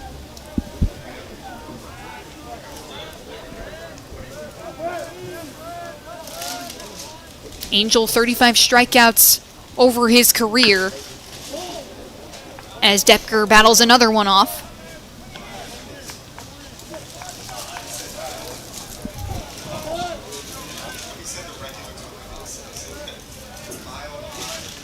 ...84 total pitches for Ryan Higgins in his 5 innings of work. 6 hits, 4 runs, 3 strikeouts, no walks. And Angel gets to take over as Depker battles another one off. So 6 pitches already in this at-bat, and Angel lines up for number 7. Was 3-2 in his appearances last season. Takes a look, and Weichel on first. Fires, and Depker goes over to first base. Floyd makes the throw over to Pierce, but Pierce can't get it back to Floyd in time for the double play. Nonetheless, Weichel's out at second. Depker will be on first after the fielder's choice. First out on the board for Carson-Newman. Now batting, designated hitter number 15, Grant Poindexter.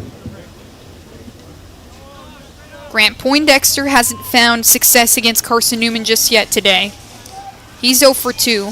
A ground ball to shortstop in his first at bat. And a fly ball out to the left field as Angel delivers a breaking ball to the outside that hits for strike 1.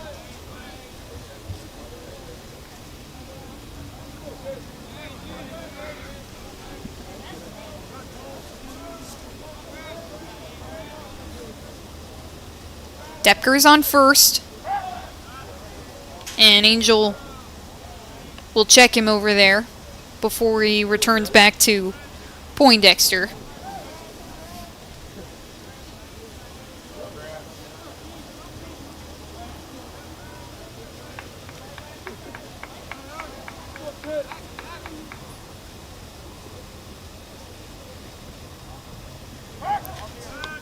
He goes over to Depker again, and will leave Poindexter waiting at home plate. Really good opening weekend for Carson-Newman in their opening series. Only trailed for 2 of the 16 innings they played. And this Eagles pitching staff struck out 24 Charleston hitters. Ryan Higgins contributed to 3 today as Angel fires one to the other batter's box that Hammond stands up to catch, and pump fakes the throw over to Floyd at first, where Depker had a couple steps off the bag. He doesn't fire, and it's a 1-1 count for Poindexter.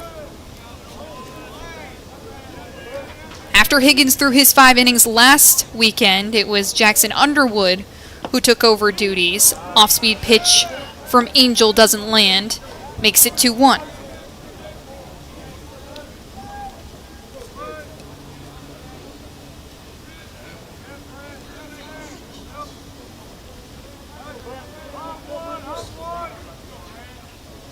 Carson-Newman and Cedarville didn't meet each other last year as Poindexter swings at one, and it's in the dirt. Depker takes off to second, and Hammond won't fire.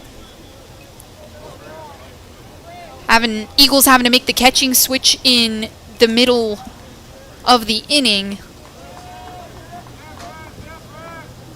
Last inning, and Hammond takes over for Cochran. Cochran had caught 2 runners stealing last weekend. Angel fires a fastball. It misses inside, so 2-2 count, 3-2 count make it on Poindexter.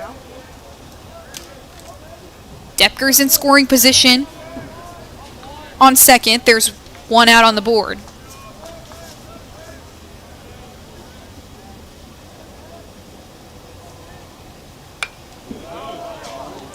And Poindexter fouls it back as he sets back up for the 7th pitch of the at-bat.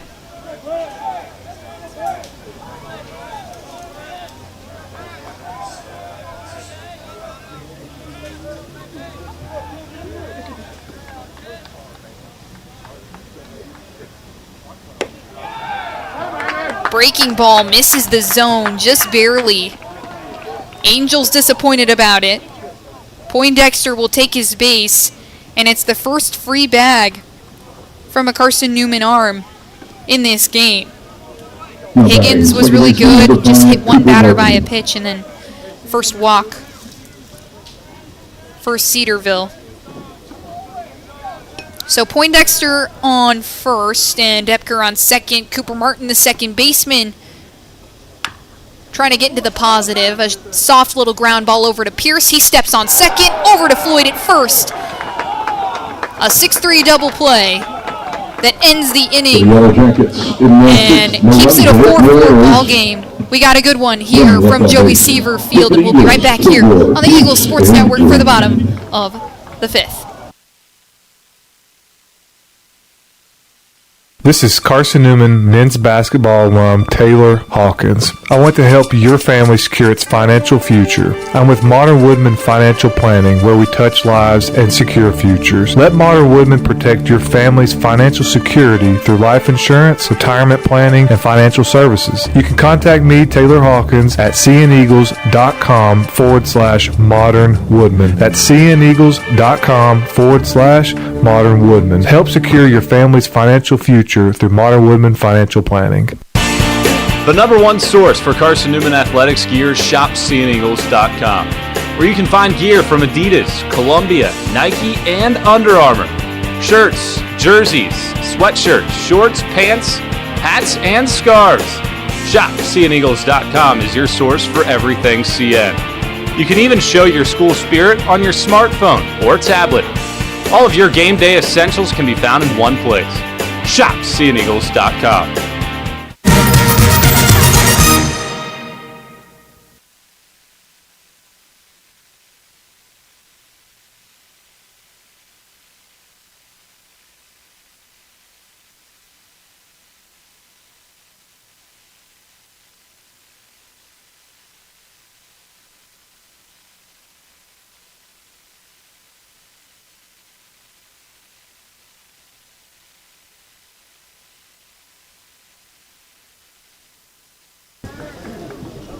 Kilgore, Pierce, and Green due up for the Eagles, and it's Nathaniel Adkins who will return to work on the bump as Kilgore takes a swing at the first pitch, but it's outside the third baseline.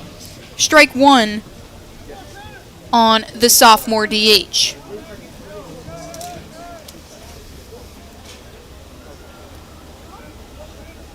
Kilgore 0 for 1 today, hit a sac fly in his first at bat. That would bring Cole Nathan in to score. That was right after the Logan Floyd bomb. And that accounts for all 4 of Carson-Newman's runs. It's a 4-4 ball game as a misfire from Adkins hits the back of Kilgore. He'll take his base. And it looks like the Eagles might be maybe we're looking for a pinch runner. Instead, they opt to keep Kilgore out there on the bags. Now batting, shortstop, number 7. So John O'Pierce will get a chance. First batter that the Yellow Jackets have hit as Pierce skies one as he squared around for the bunt. And Wild makes his 3rd catch behind the dish today to count for an out. Eagles trying to play small ball, and Pierce skies a bunt into the air. So that'll be the first out. Here in the bottom of the 5th, Eagles have been held scoreless for 4 innings, and Maddox Green, with a runner on first base, looking to turn the tides. Center fielder being asked to step into a big spot here. Number 3, Maddox Green. Walked in his first and second at bats. So has been really selective, really disciplined. As a freshman playing in your second collegiate game, that gets hard to do. And he's battling against a senior pitcher in Adkins who fires another fastball that misses low. 2 balls, no strikes on Maddox Green. Tanner Kilgore's on first base.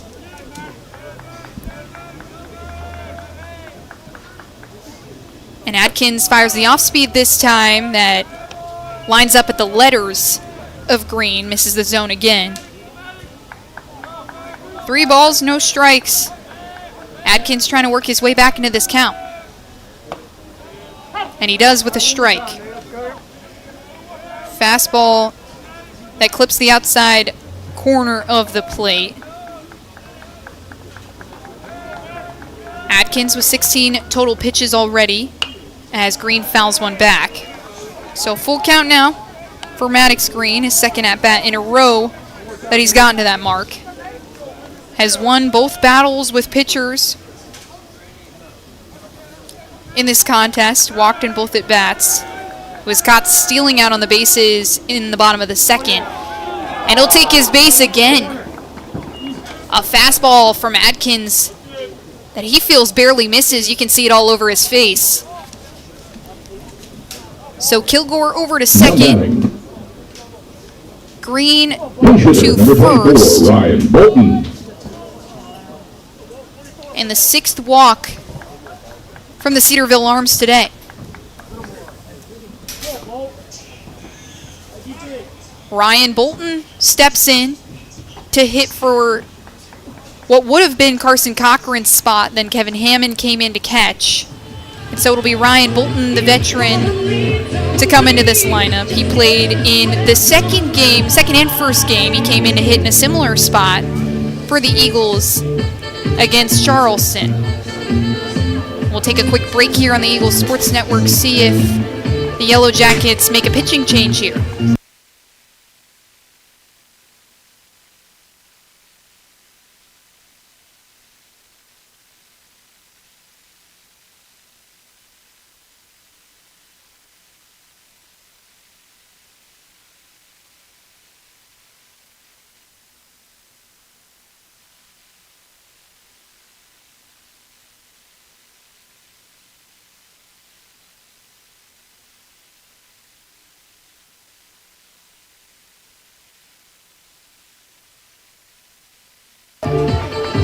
Adkins will remain on the mound. He hit Tanner Kilgore with a pitch that let him reach, and then Maddox Green walked just a moment ago. So Kilgore on second, Green on first, and it's Ryan Bolton coming in to hit. Bolton, one of the veteran batters on this lineup, the redshirt junior, takes a swing at the first pitch from Adkins, and it's fouled back over the netting behind the press box here at Joey Seaver Field.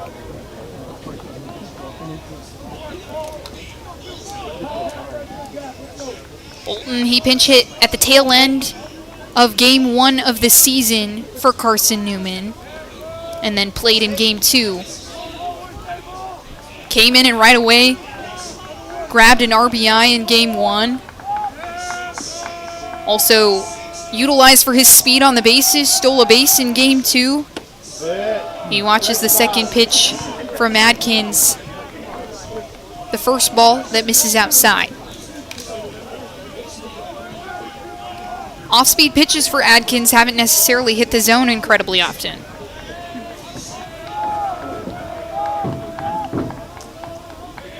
Takes a look at Kilgore and fires again. Fastball gets Bolton waving on the high stuff. 1-2 count for Bolton.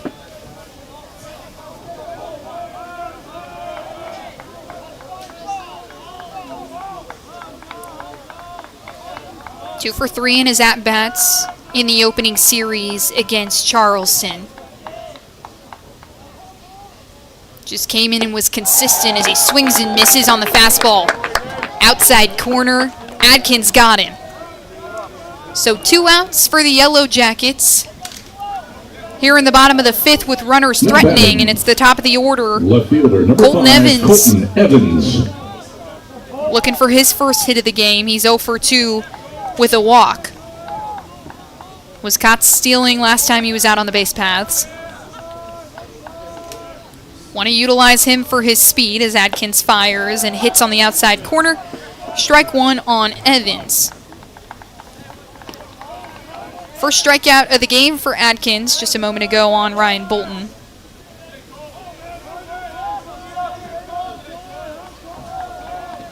Colton Evans missed a lot of time with injury, transferred over as he fouls one back over the press box. Played in 54 games at the JUCO level as a sophomore. Check swings. Had a fastball on the outside corner, and Randall Hart's over there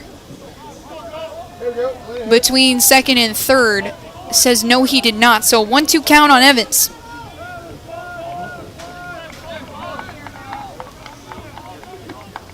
Kilgore at second, Green at first, 2 outs on the board, and Carson-Newman hasn't scored in 5 innings. This game tied at 4 apiece. Adkins deals, swung and missed. 2 strikeouts in a row to end the inning for Nathaniel Adkins, who took over. And his second inning, he stays clean. 4-4 ball game as we go into the top of the 7th. We'll be right back here on the Eagles Sports Network. When you're sick and tired of fast food and need a fresh home-cooked meal, turn to Lisa's Country Kitchen. Lisa's been cooking up her fresh, never-frozen food for the Lakeway area for more than 15 years. Lisa's cares about her customers. You may enter a stranger, but you'll leave a friend. From foot-long hot dogs to juicy steaks, Lisa's has the best food for the best prices.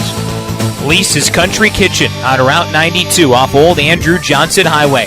The best food for the best prices. Serving East Tennessee for 40 years, Magaha Electric is the perfect choice for all your electrical projects. Magaha Electric specializes in commercial, retail, manufacturing, residential, and industrial contracting needs. Magaha Electric can provide superior service, technical know-how, and realistic budgeting for any size project in a timely, cost-effective manner. Visit MagahaElectric.com for all your electrical contracting needs. Magaha Electric, your East Tennessee electrical contracting source.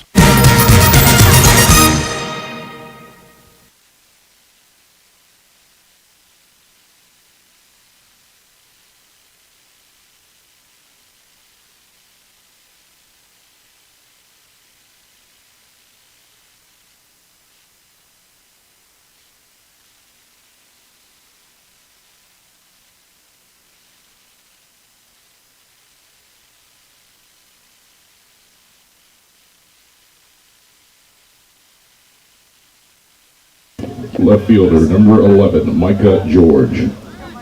Micah George, the left fielder, to lead things off here in the top of the 7th for Cedarville, and it's Branson Angel who returns to the mound.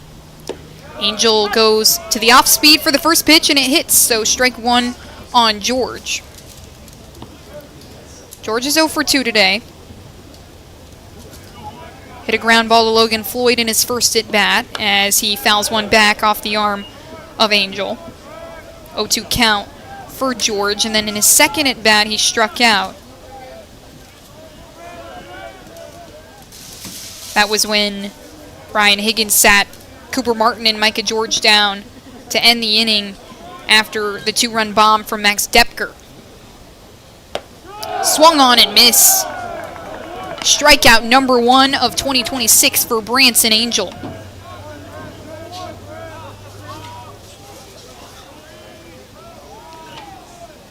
Three pitches, 3 strikes for Branson Angel, and the top of the order now in Chris Montes de Oca, the center fielder. Angel comes together. First pitch misses outside on the lefty Montes de Oca. The center fielder is 2 for 3 today. Came around to score in the top of the 3rd. Got himself on after a ground ball to left field. Second pitch from Angel.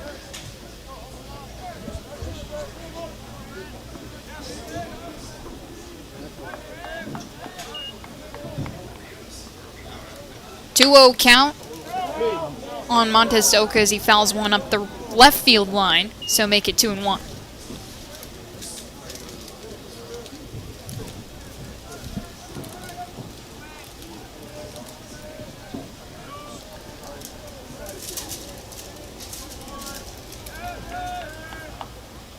Angel fires a breaking ball that's fouled back. 2-2.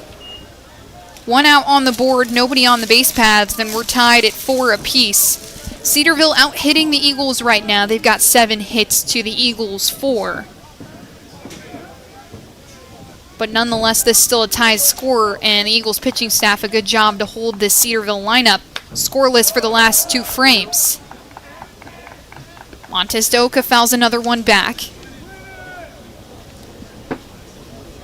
Working Angel's pitch count up. He was pretty efficient in his first inning of work. Just 4 batters that he saw. Now 5 with the strikeout on Micah George, but that was just a short 3 pitches. Angel misses again this time, low and in the turf. So full count coming up for Chris Montez de Oca, trying to keep his great day going. And Angel misfires to walk Montez de Oca. And the center fielder continues to be a pest in the batter's box. That's Angel's second walk of the day to go along with his 1 strikeout. And the catcher, Caden Wild, up to hit. He's 0 for 2, reached on a fielder's choice in his last at bat. Angel misses on the fastball high and away.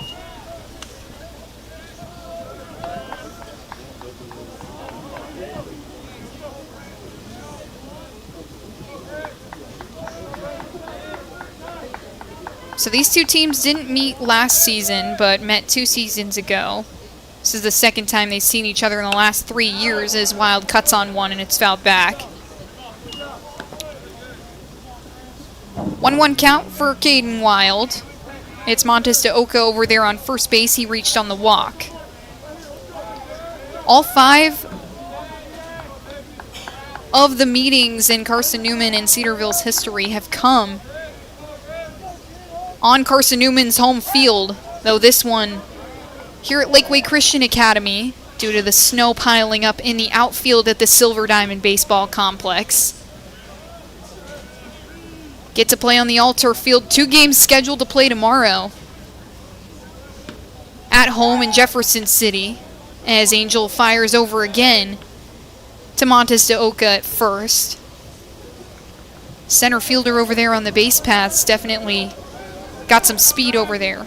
Want to make sure he knows that Angel's aware of him.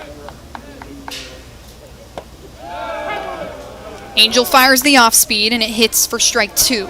So a 1-2 count on Caden Wild.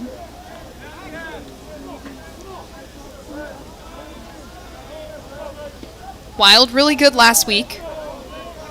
Was 2 for 3 in game 1 and 3 for 4 in game 2. He cuts on one and it's up the 5-6 gap all the way to left field. Montez de Oca in standing up to second. And the first hit of the day for Caden Wild, the catcher. He's done really well on defense, made 3 catches behind the dish for Cedarville, and now gets his first hit on the board. Pierce had kind of pinched over to second base. He was making sure he was going to be on time if someone took off to second. And now Eli Henderson will get a chance with the runner in scoring position.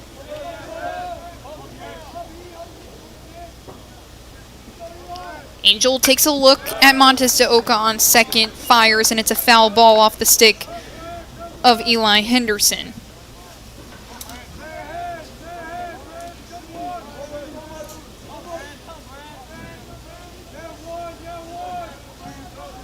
Henderson 1 for 3 today.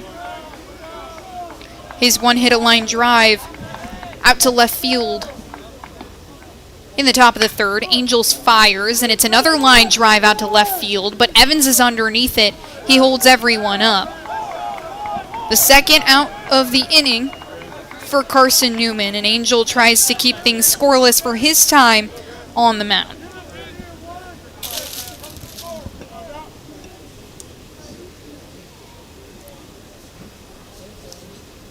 Last time a team scored an earned run on Branson Angel was April 11th. Back when they faced number 7 Lenore Ryan, he pitched 2 innings in that game. And they're going to have a short meeting at the mound with pitching coach Jason White, having a conversation with Angel. New catcher behind the dish is Rogers. He replaces Kevin Hammond after Ryan Bolton came in to pinch hit in the bottom of the 6th. And Eli Henderson digs back in. Actually, it's Graham Ward, excuse me. Henderson just flew out to left field, 2 outs, and Branson delivers to Ward for ball 1.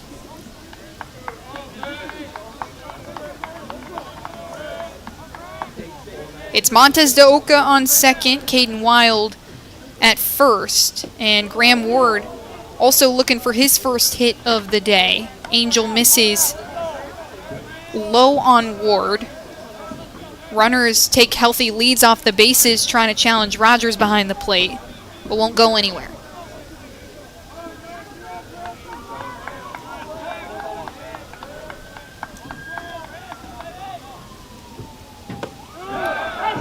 Angel finally fires a fastball inside that hits for strike 1. So a 2-1 count on Graham Ward. Caden Wiles at first. Montez de Oca is at second. And Ward, just the freshman, hitting cleanup. 3 for 8 in the last series as he skies one up the right field side. It's out of play. 2 strikes, 2 balls on Graham Ward in his 4th at bat. This is his first look at Branson Angel after Ward. Grayson Weichel will be up. He was the first batter to see Angel in the top of the 6th.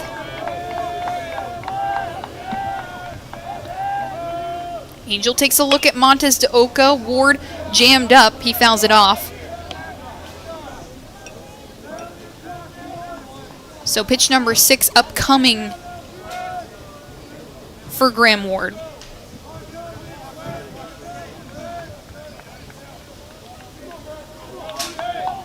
Graham, in his first year with the Yellow Jackets, was a 4-year varsity letter winner in high school. Off speed from Angel doesn't hit, so a full count coming up.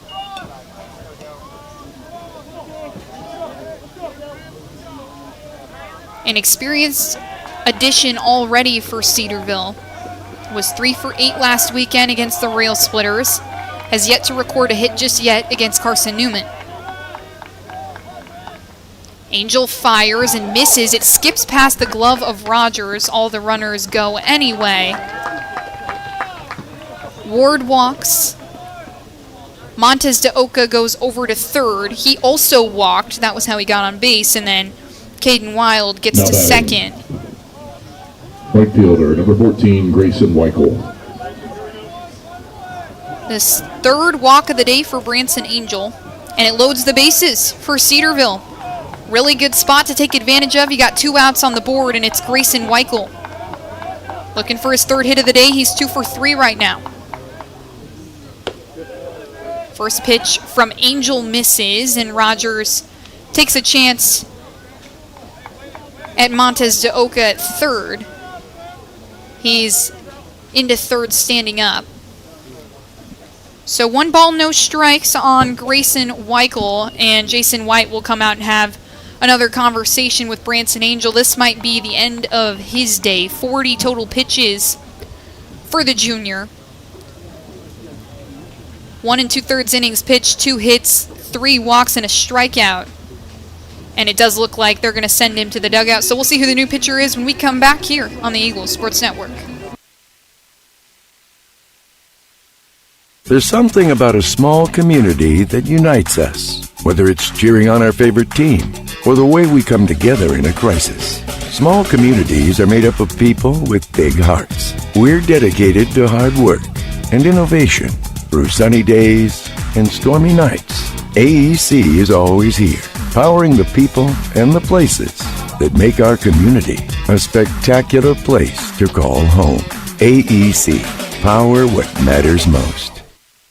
Insurance, it's about people, not things. It's about security. It's about confidence. It's about relationships. It's about trust. It's about you. As a local independent agent, Bible Insurance Agency can design an insurance program that's just right for you and your family. Give the people you love safe, sound, secure protection from Auto Owners Insurance. Call Bible Insurance Agency 423-586-4320 or go by 1600 East Andrew Johnson Highway in Morristown.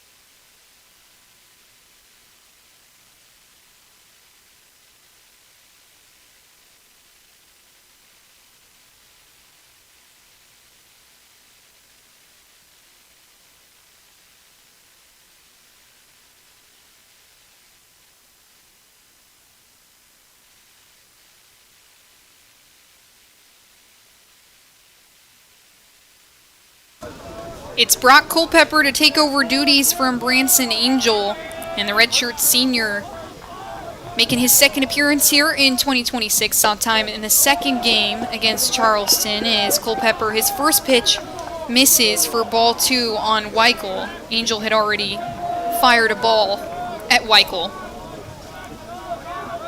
Weichel has the bases loaded as well, so a tough spot for Culpepper. He fouls one back, the first strike of the at-bat for Brock Culpepper.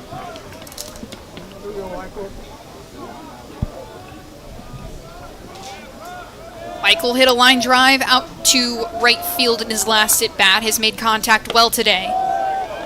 Culpepper misses outside on the lefty Weichel.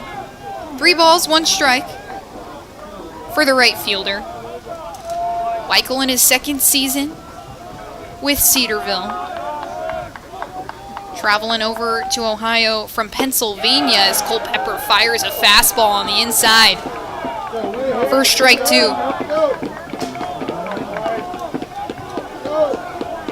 2 outs on the board, 1 more strike from Culpepper would end the inning, and it's a full count.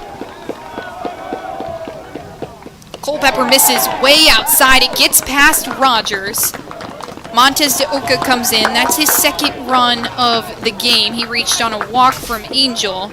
Caden Wild over to third. Graham Ward safely on second. And Grayson Weichel on first base after the walk. The third walk of the inning for this Carson-Newman pitching staff.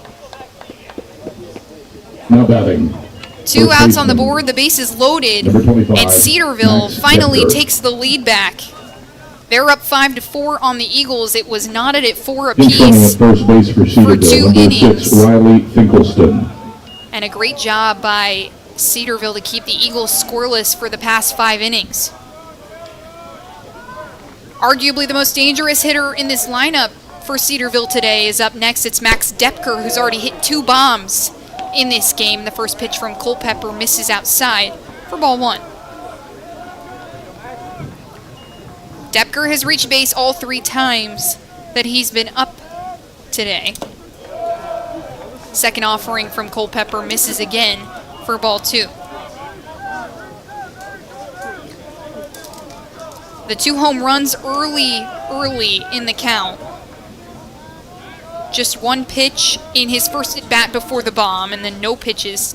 First run bomb for Depker in his second at-bat. Third pitch from Culpepper misses. So 3-0 count on Depker, and a walk here is just not what you need if you're Carson-Newman. Down 5-4, you've let up a run already. Tough spot for Culpepper, but the senior arm trying to show up big. And he misses again, high and away on the lefty. 4 walks for Carson-Newman in the top of the second. And Cedarville's taking the lead 6-4. Designated hitter, number 15, Grant Poindexter. Caden Wild will come in to score. Graham Ward over to third. Grayson Weichel on second. Depker on first, and it's Grant Poindexter who walked in his last at-bat to step up. He swings at the first pitch from Culpepper, and he gets him on the off-speed. So strike 1 on Depker.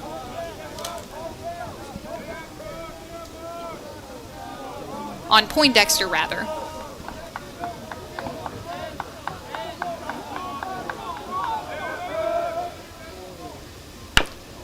Poindexter takes a swing. It's softly to the pitcher, Culpepper. He tosses it to his catcher, and Rogers, and he gets the force at home on Ward. So that'll be the inning. 2 runs scored for Cedarville. They take a 6-4 lead. Carson-Newman a chance to respond here in the bottom of the 7th when we come back. Don't know what to wear on game day? Head over to shopseeandeagles.com for all of your Carson-Newman Athletics gear. You can find clothing from Adidas, Columbia, Nike, and Under Armour to cover you from head to toe. ShopSeeAndEagles.com also has duffel bags, backpacks, jewelry, pet supplies, and gifts. Don't waste any more time. Prove you are the ultimate Carson-Newman fan with the official gear of the Eagles at ShopSeeAndEagles.com. Visit today. Dorm food got you down? Need a home-cooked meal? Then Lisa's Country Kitchen is for you. Lisa's Country Kitchen has been feeding Carson-Newman students for 15 years. Lisa's has a family-friendly atmosphere all day long, from the morning with their $2.99 breakfast specials to dinner with Lisa's fresh, never-frozen steaks. Carson-Newman students get a 10% discount with their student ID. Lisa's Country Kitchen on Route 92 off Old Andrew Johnson Highway. The best food for the best prices.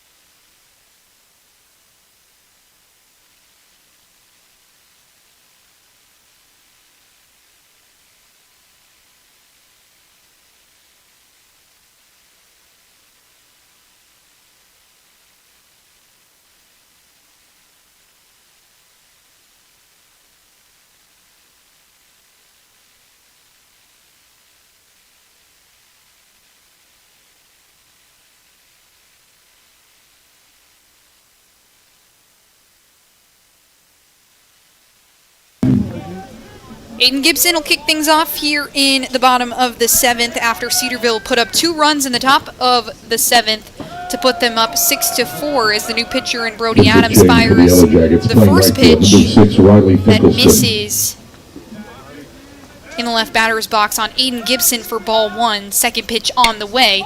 It's cut on and lofted high into the air up the right field sign. The first baseman in Depker is underneath it, and he makes the catch,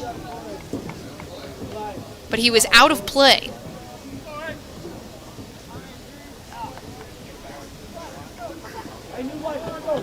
So Gibson, happy birthday, you get another shot. Depker in the bullpen over there on the right side. So 1-1 count on Gibson. Brody Adams, the freshman, goes to the breaking ball that misses. First season with Cedarville, coming out of Monroe, North Carolina. Played for Lee Park Prep. As Gibson cuts on one, this time up the third baseline, but it rolls foul for strike 2. 2-2 count on Gibson. Adams, the righty.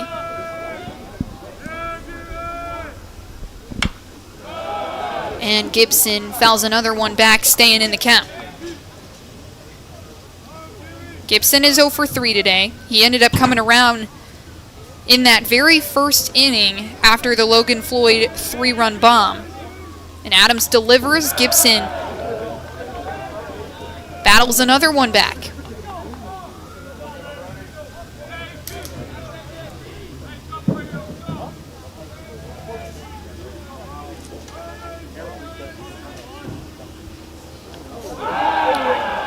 And that one will clip Gibson as Adams misfires.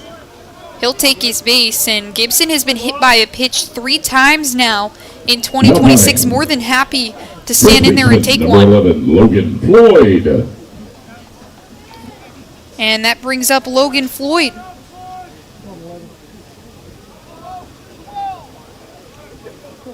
The junior all-sack selection is 2 for 3 today with 3 RBIs. Those 3 RBIs due to the first inning bomb.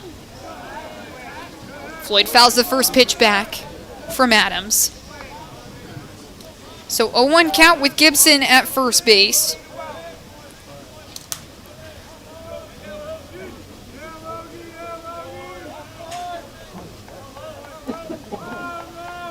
Adams unconcerned with Gibson at first. He delivers a breaking ball that misses outside on Floyd. So ball 1. Aiden Gibson saying the praises of his teammate Logan Floyd in an interview, saying he's one of the best hitters he's ever played with, has already got off to a hot start here in 2026 and making a good case if he continues to trend in the right direction for some potential postseason honors, as the next pitch from Adams misses again on Floyd. So 2-1 on the junior Floyd.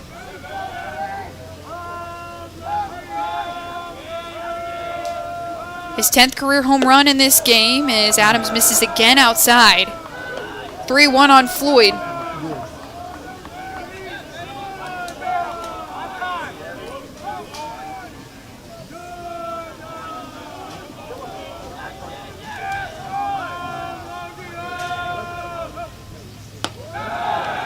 And Adams misses for the 3rd time outside. Logan Floyd will take his base.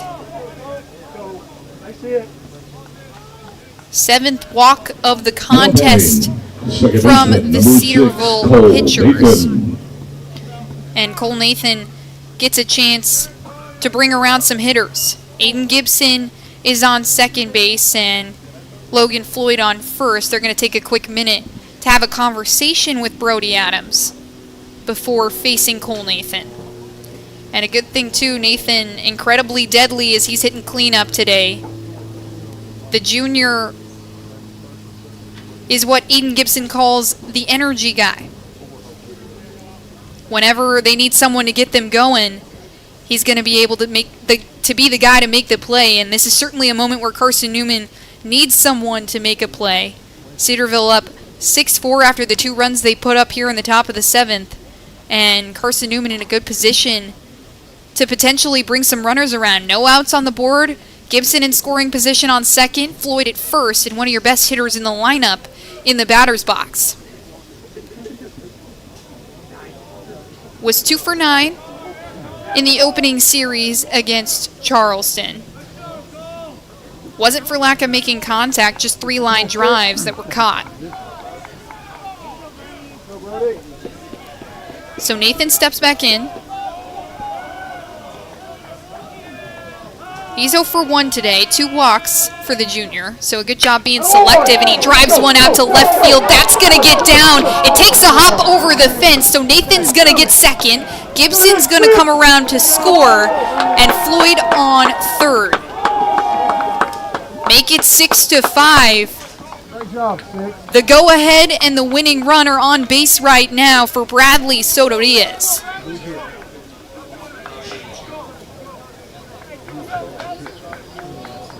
Cole Nathan, the RBI double, his first RBI of 2026. And it comes in a big spot. Eagles needed a run. They got one off the bat of Nathan, and Bradley Soto Diaz with a chance to give Carson-Newman the lead.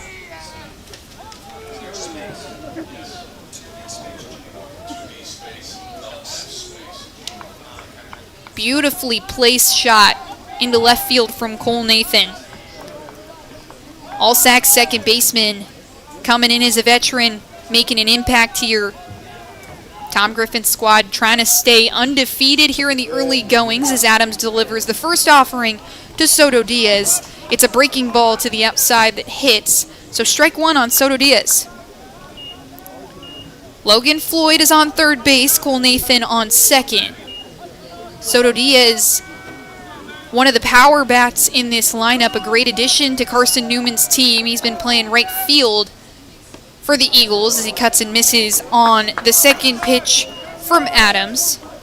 No outs on the board for the Eagles, so a really good spot, but they've left so many runners on base. 7 runners left on base for the Eagles in this contest. Adams delivers. It's a breaking ball that misses high and away. First ball on Soto Diaz. Makes it 1-2.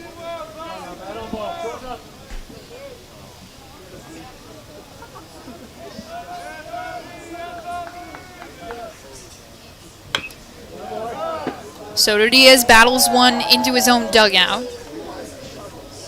So still a 1-2 count for the right fielder.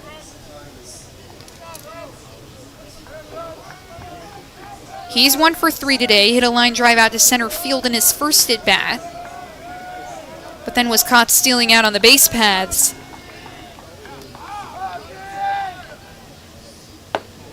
Adams to the outside corner again. Wild tried to frame it, fools no one.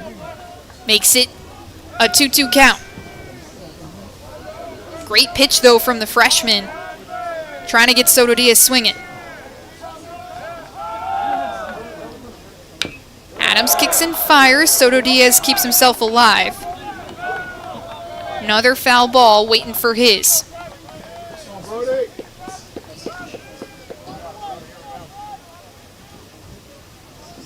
Adams did see some time against Lincoln Memorial. Through 3 innings, led away 5 hits. Soto Diaz fans on one. Gets Adams his 5th strikeout of his freshman season. And the first out on the board here in this bottom of the 7th. Tanner Kilgore due up. He's 0 for 1 today, a sac fly and an RBI in his first at bat. But ever since, he flew out to the catcher and then was hit by a pitch in his last at bat. Adams another moving ball that misses low and away for ball 1. Tanner Kilgore. Runner still on second and third. It's Floyd at third, Nathan at second. 1 out on the board. Adams delivers, and Kilgore watches it on the outside again, but it's a strike this time.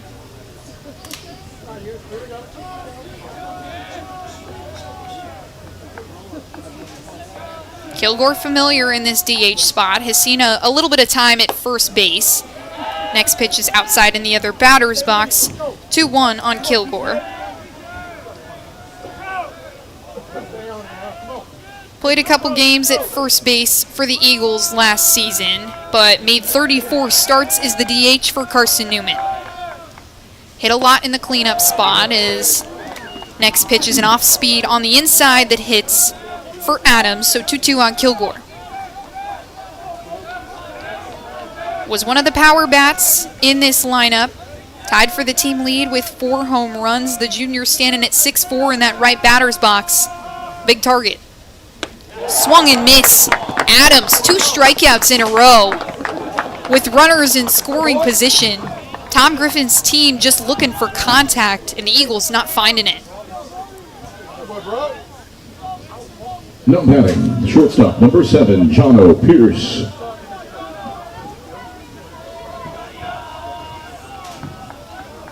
Four strikeouts for Carson-Newman, and they've all come in the last 2 innings, as Adams nearly nicks Pierce in the right batter's box, but instead misses, so 1-0 count for Pierce. Floyd still at third, and Nathan on second. He's got a healthy lead. Adams delivers. It's outside this time for ball 2.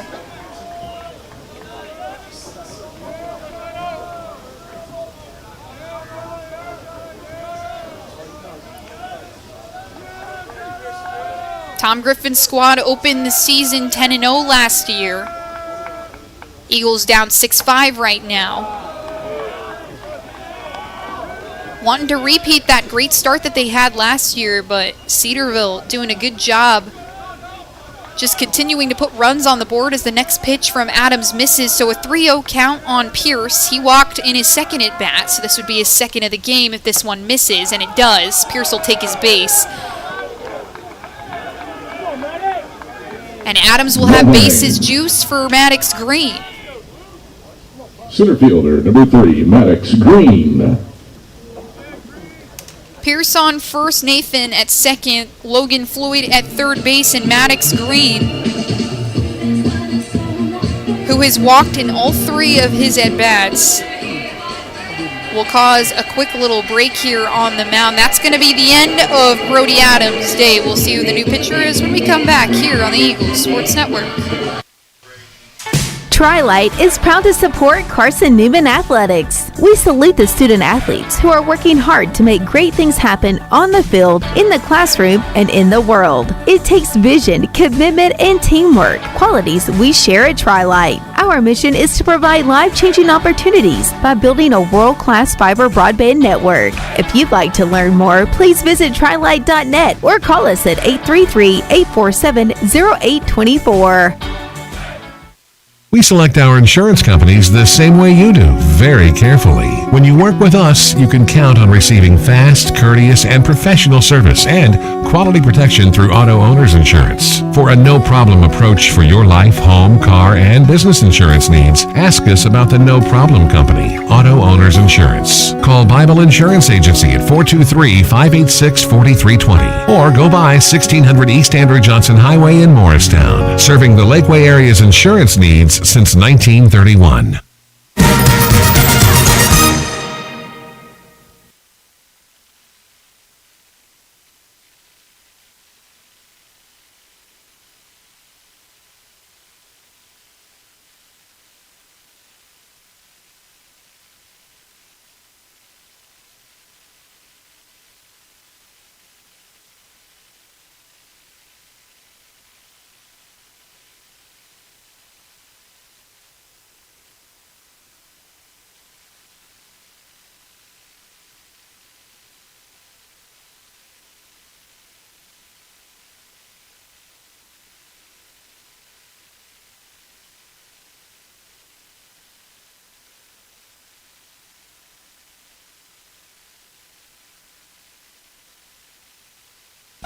Maddox Green steps into the right batter's box to work on the new pitcher, Landon Case, in the first pitch.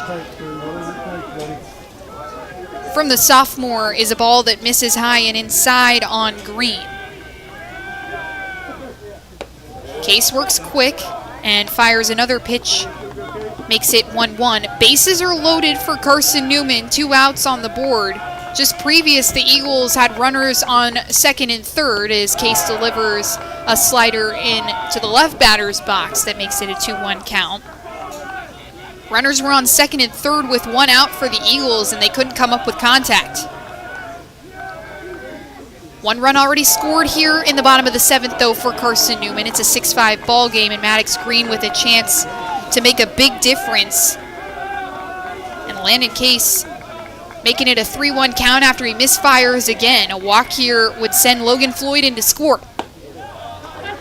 Instead, he hits the fastball on the outside corner, makes it a 3-2 count. So a full count coming up for Maddox Green, the freshman. Making his first start on defense, his second in the batter's box. He hits a line drive, center field. Logan Floyd will come in to score. Here comes Cole Nathan. That one dribbling out to the center fielder and Marcus Tobin. And Jono Pierce is in standing up to home plate. 3 RBIs for Maddox Green, the freshman, that gives Carson-Newman the lead, 8-6 in the bottom of the 7th with 2 outs.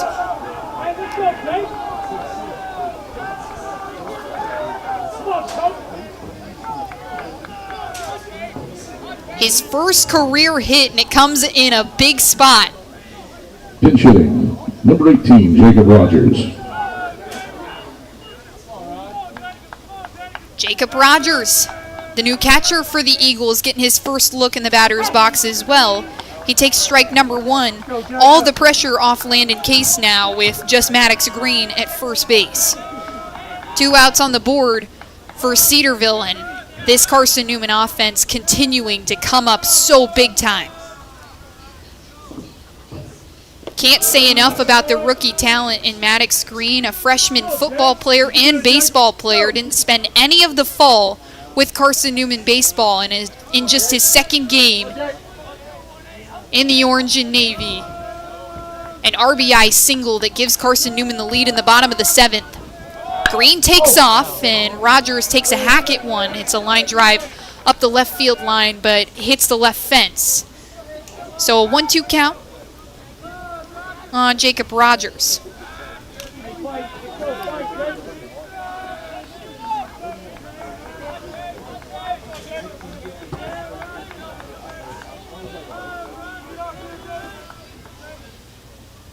And that pitch off the arm of Case drills Rogers. Turn just in time. He takes it off of his left tricep. So Green will go over to second. And Rogers at first base. That brings up the top of the order. Colton Evans gets a chance to get his first hit of the day. He's 0 for 3 with a walk. Also has a strikeout.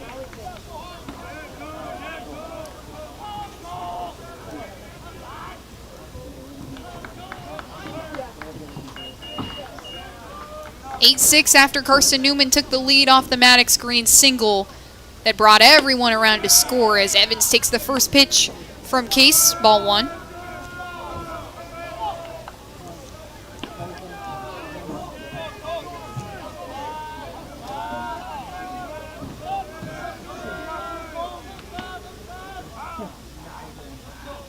Case delivers, and it misses again, low and away. 2-0 count for Colton Evans.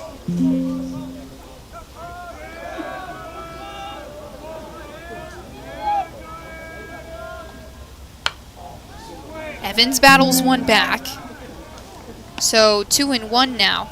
Can't say enough about this Eagles lineup and how effective they've been. Held scoreless for 5 innings, but 2 4-run innings. 4 runs in the bottom of the first, 4 runs in the bottom of the 7th that have given them the 8-6 lead. As Case fires a breaking ball outside for ball 3. So 3-1 on Colton Evans. Maddox Green is on second base. Jacob Rogers at first. Breaking ball nearly hits Evans. Instead, he'll take it and take his base. Lots of walks this inning for Cedarville, and it looks like we might get another pitching change or at least a short meeting, and that'll be the end of Landon Case's day. Led up that RBI single from Maddox Green, and we'll get another pitching change when we come back here on the Eagles Sports Network. How do you know you're in a community, not just a town? Well, strangers smile as they walk by. They refill your coffee without you asking. And when you ask directions, people offer to walk you there. Communities give more. The way you know when you walk into First Bank that you are in a real community bank. Great products, direct access to your local bankers, and relationships that can last a lifetime. Don't just have an account. Have a community with First Bank. Member FDIC. At InterDigital, we strive to be a leading provider of cutting-edge digital and marketing solutions. At InterDigital, we want to help our clients find success. Our team of technology gurus work together to ensure InterDigital continues to progress forward as technology advances. At InterDigital, we make technology work for you. Visit interdigital.com for IT support, web development, virtual tours, graphic design, internet marketing, mobile app, and film production services. InterDigital, laser focused on your success.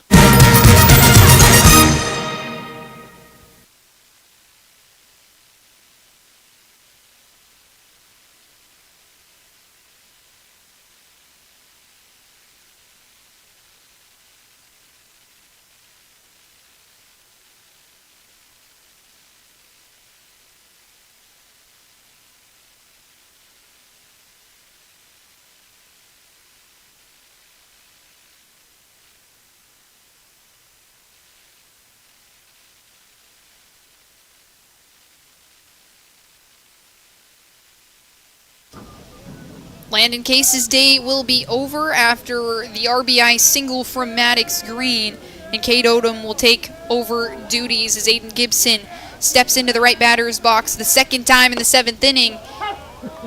He's seen the plate as the first pitch from Odom is a strike, a good way to start things off.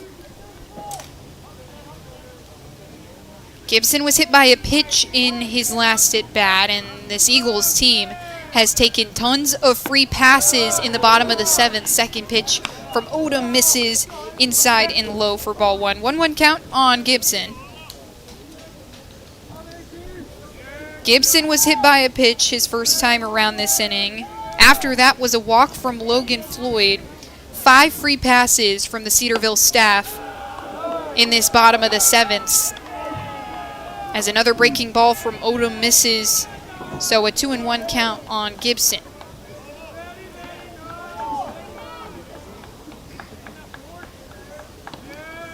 Senior captain trying to get his first hit on the board here in this contest. He takes a strike from Odom, make it 2-2.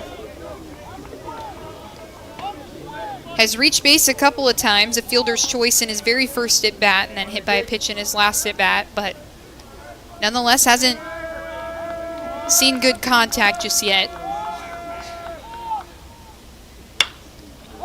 Swung on and lofted deep out to right field. It looks like Depker is underneath it, and he nearly falls over but makes the catch. And that will be the inning. 4 runs for Carson-Newman after the RBI single from Maddox Green that brought all 3 runners around to score. Carson-Newman owns the lead 8-6, and we'll see the top of the 8th when we come back. Sure, we've been around a while, 171 years to be exact. We know the power of a liberal arts-based Christian education and the tremendous potential of what can be found on this campus, within this community. We are adventurers, dreamers, believers, passionate and compassionate, curious and clever, driven by a common purpose towards a common goal. I found my passion. I found purpose. We are Carson-Newman. What will you find?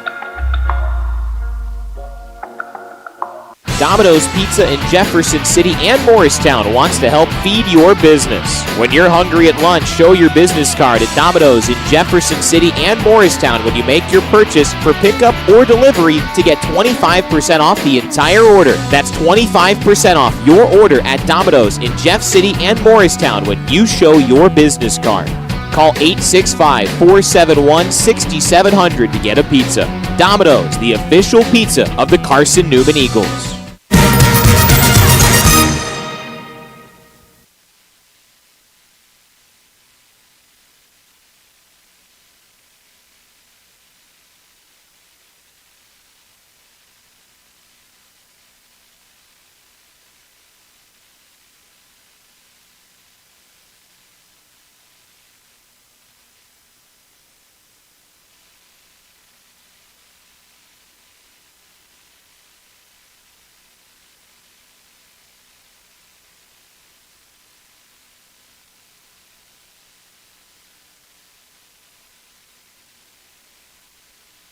Second baseman Culpepper returns to work, and it's Micah George to lead things off here in the top of the 8th after Carson-Newman responded to the 2 runs from Cedarville as Culpepper misses on his first pitch inside on George for a ball 1. 2 runs from Cedarville in the top of the 7th, 4 runs from the Eagles in the bottom of the 7th, and Carson-Newman leads 8-6 as George just skips one over to Gibson. He takes 2 hops over to Floyd on time for the first out. George is 0 for 4 today after that ground out to Gibson, and that brings up the top of the order in Chris Montez to Oka. Now batting, left fielder, number 11, Micah George. Just kidding. That was Cooper Martin who hit the ground ball to Aiden Gibson. Micah George now up at the plate.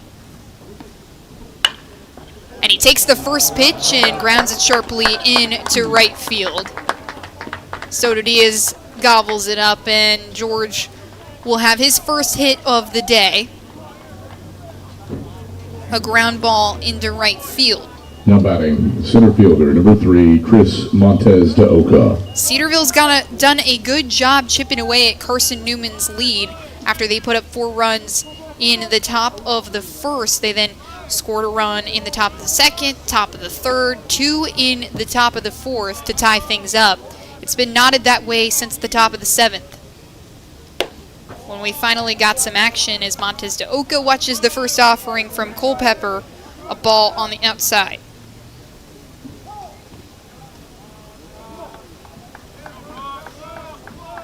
Montez DeOka's been good today. He's 2 for 3. Second pitch from Culpepper is a strike. So a 1-1 count with Micah George on first base. Montez DeOka walked in his first at bat, and he swings on this one. It's a line drive out to right field. Evans takes a couple steps back, and he plucks it out of the air for the second out of the inning.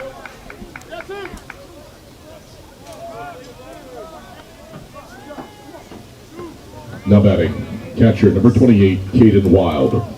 Now here comes Caden Wild. He's also been pretty good in this game for the Yellow Jackets. He's 2 for 4. Hit a ground ball out to left field in his last at bat. Would eventually come around to score. After this, Eagles staff struggled with a couple of walks in that top of the 7th that would eventually push Wild all the way around to home plate. Wild swings at the first pitch, so strike 1. 2 outs on the board, Micah George at first base, and Culpepper continuing to fire. He saw time in the second game of the series against Charleston. So this is his second appearance in 2026. Through 1 2/3 innings pitched, 2 hits in that game against the Golden Eagles as Culpepper fires an off-speed pitch that Wild doesn't like. So a 1-2 count on the catcher. 2 strikeouts for the senior Culpepper in that game. And he gets his first there. Wild nicked it, Rogers plucked it. And keeps things scoreless in the top of the 8th. Still 6-8, Carson-Newman with the lead as we move into the bottom of the 8th here on the Eagles Sports Network. Domino's Pizza in Jefferson City has deals for Carson-Newman students. Bring in your valid student ID when you order for pickup or delivery, and Domino's in Jefferson City will give you a steaming hot large one-topping pizza for $4.99. That's a large one-topping pizza for Carson-Newman students for $4.99 at Domino's in Jeff City. Call 865-471-6700 to order. That's 865-471-6700. Domino's, the official pizza of the Carson-Newman Eagles. Okay, let's see. I'm ready to do this. Carson-Newman. It's been around since 1851. Lots of flexible online programs. Wow. World-class accredited academics. A faith and learning environment with professors who really care about me. A top 10 best value school.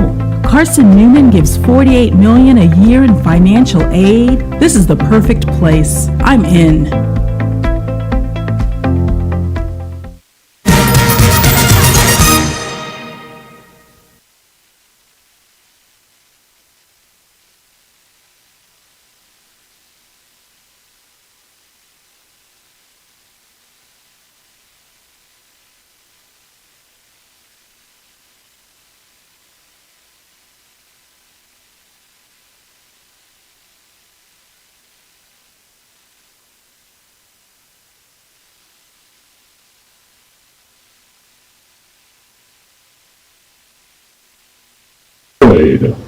Cade Odom goes back to work here in the bottom of the 8th. Logan Floyd, who's been so good for Carson-Newman, is the batter. And first pitch from Odom on Floyd is a ball. Floyd's first look at Odom.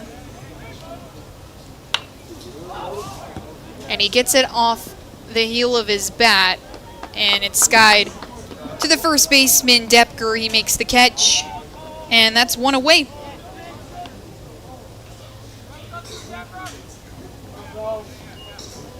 First time Logan Floyd has been retired this entire game.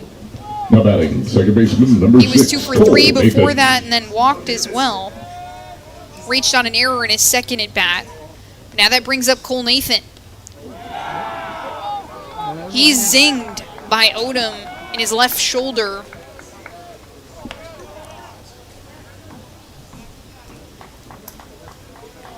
Gets over to first base. This third time in a row he's reached base for Carson-Newman. He walked in the bottom of the fifth and then hit a line drive to left field in the bottom of the seventh. He would eventually come around to score, and now Soto Diaz, who struck out in his last at bat, tries to get to work, and he does. Knocks it out to left field. Nathan is on second base, and Bradley Soto Diaz with his second hit of the day. Now batting, the designated hitter, Lots number of 17, free bases Tanner Kilgore. for Carson-Newman in this game. 5 free bases in the bottom of the seventh and 1 here in the bottom of the eighth. Then you get the Soto Diaz single, and that brings up Tanner Kilgore, the DH. He's looking for his first hit of the day. Sac fly in his first at bat. Was hit by a pitch in his third at bat. Struck out last time though. First pitch is a ball.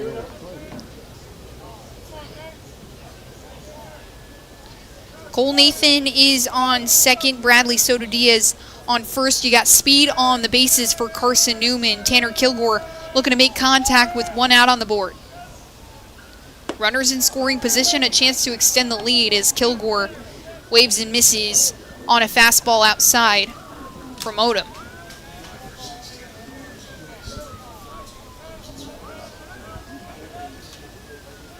Two appearances in 2025 for Cade Odom, so not a lot of experience out there on the mound. 3 hits, 2 runs, just 2 innings pitched. This is 4th inning pitch in his career. Hard ground ball from Kilgore over to shortstop, and Henderson over to Martin DeDepker for the double play that retires the inning. Come back for the top of the ninth. Eagles 3 outs away from taking game 1 of the series against Cedarville when we come back.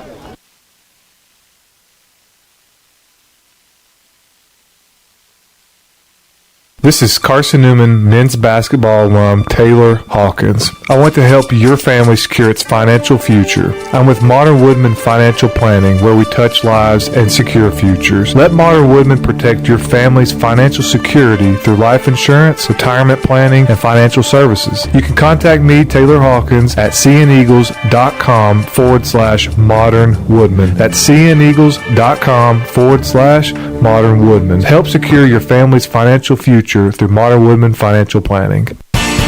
The number one source for Carson-Newman athletics gear is shopseeandeagles.com, where you can find gear from Adidas, Columbia, Nike, and Under Armour. Shirts, jerseys, sweatshirts, shorts, pants, hats, and scarves. Shopseeandeagles.com is your source for everything CN. You can even show your school spirit on your smartphone or tablet. All of your game day essentials can be found in one place. ShopSeeAndEagles.com.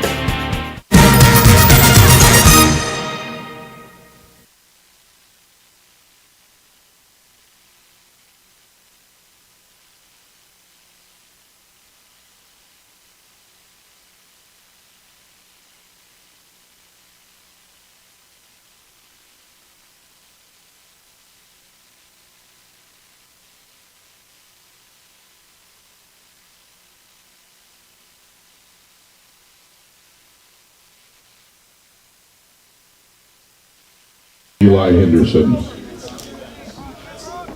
Eli Henderson will lead things off for the Yellow Jackets here in the top of the ninth. Carson-Newman just 3 outs away from taking game 1 of this series against Cedarville. First pitch from Culpepper is a strike on Henderson. And he doesn't like the call. He has a conversation with Marcus Wilkie about it.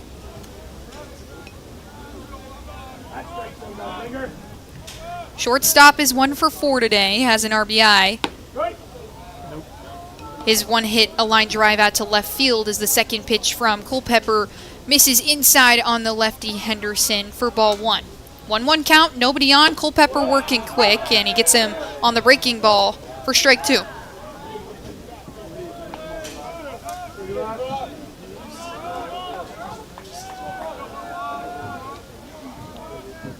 Culpepper kicks and fires, and that one's chopped past past the diving John O. Pierce into left field, and the second hit into left field for Eli Henderson to get things going.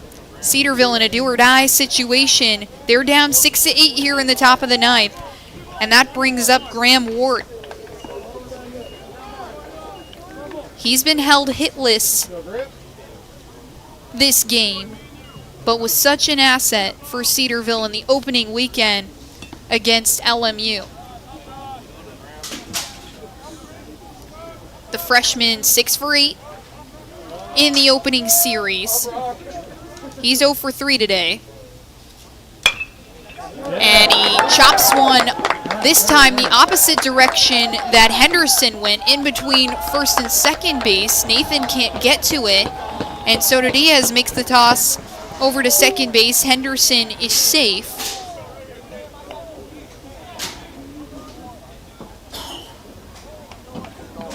And the first hit of the day for freshman Graham Ward comes in a situation where Cedarville needs it. No outs on the board for Brock Culpepper. And the Yellow Jackets will send who came in for the right fielder in Weichel, and it's Ryan Finkelstein. He squares around for the bunt, but is unsuccessful. It rolls foul, just to the right side of Rogers.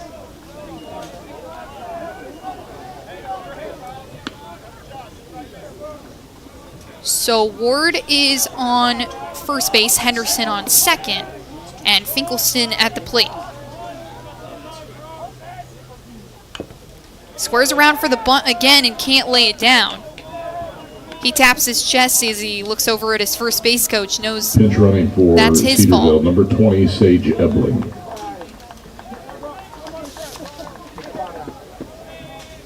Sage Ebling comes in to pinch run.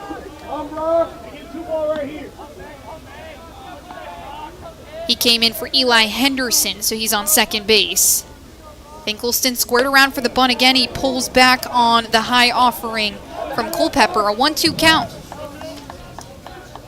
for Finkelstein.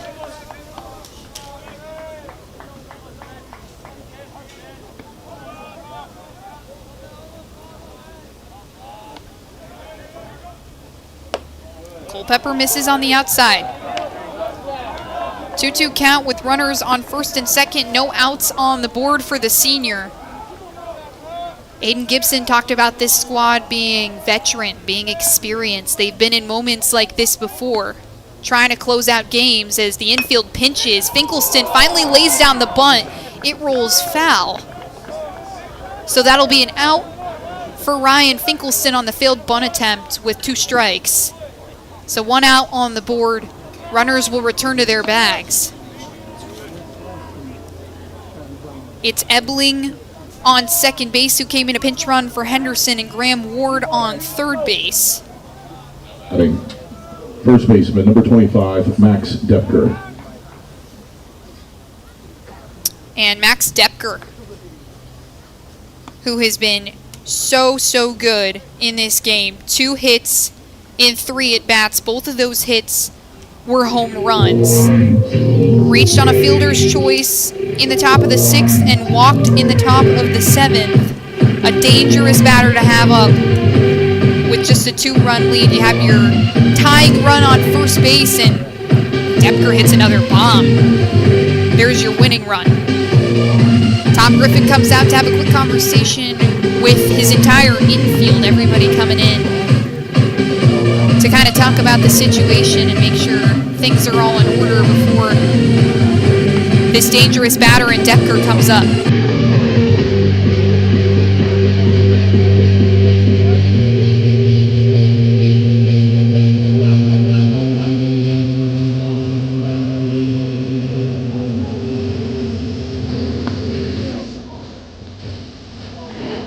Depker playing first base in this contest, but is also listed on the roster as a left-handed pitcher. 46 games for the Yellow Jackets in his freshman season.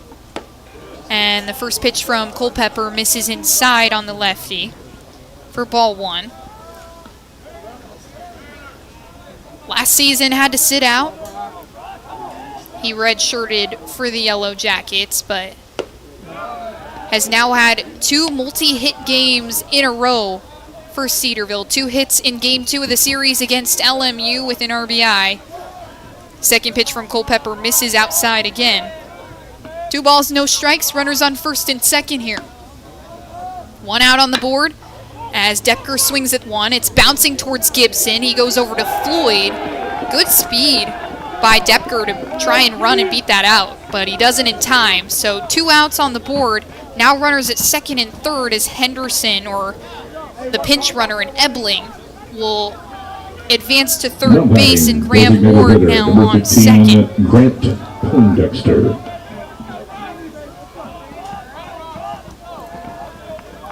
Grant Poindexter, the DH,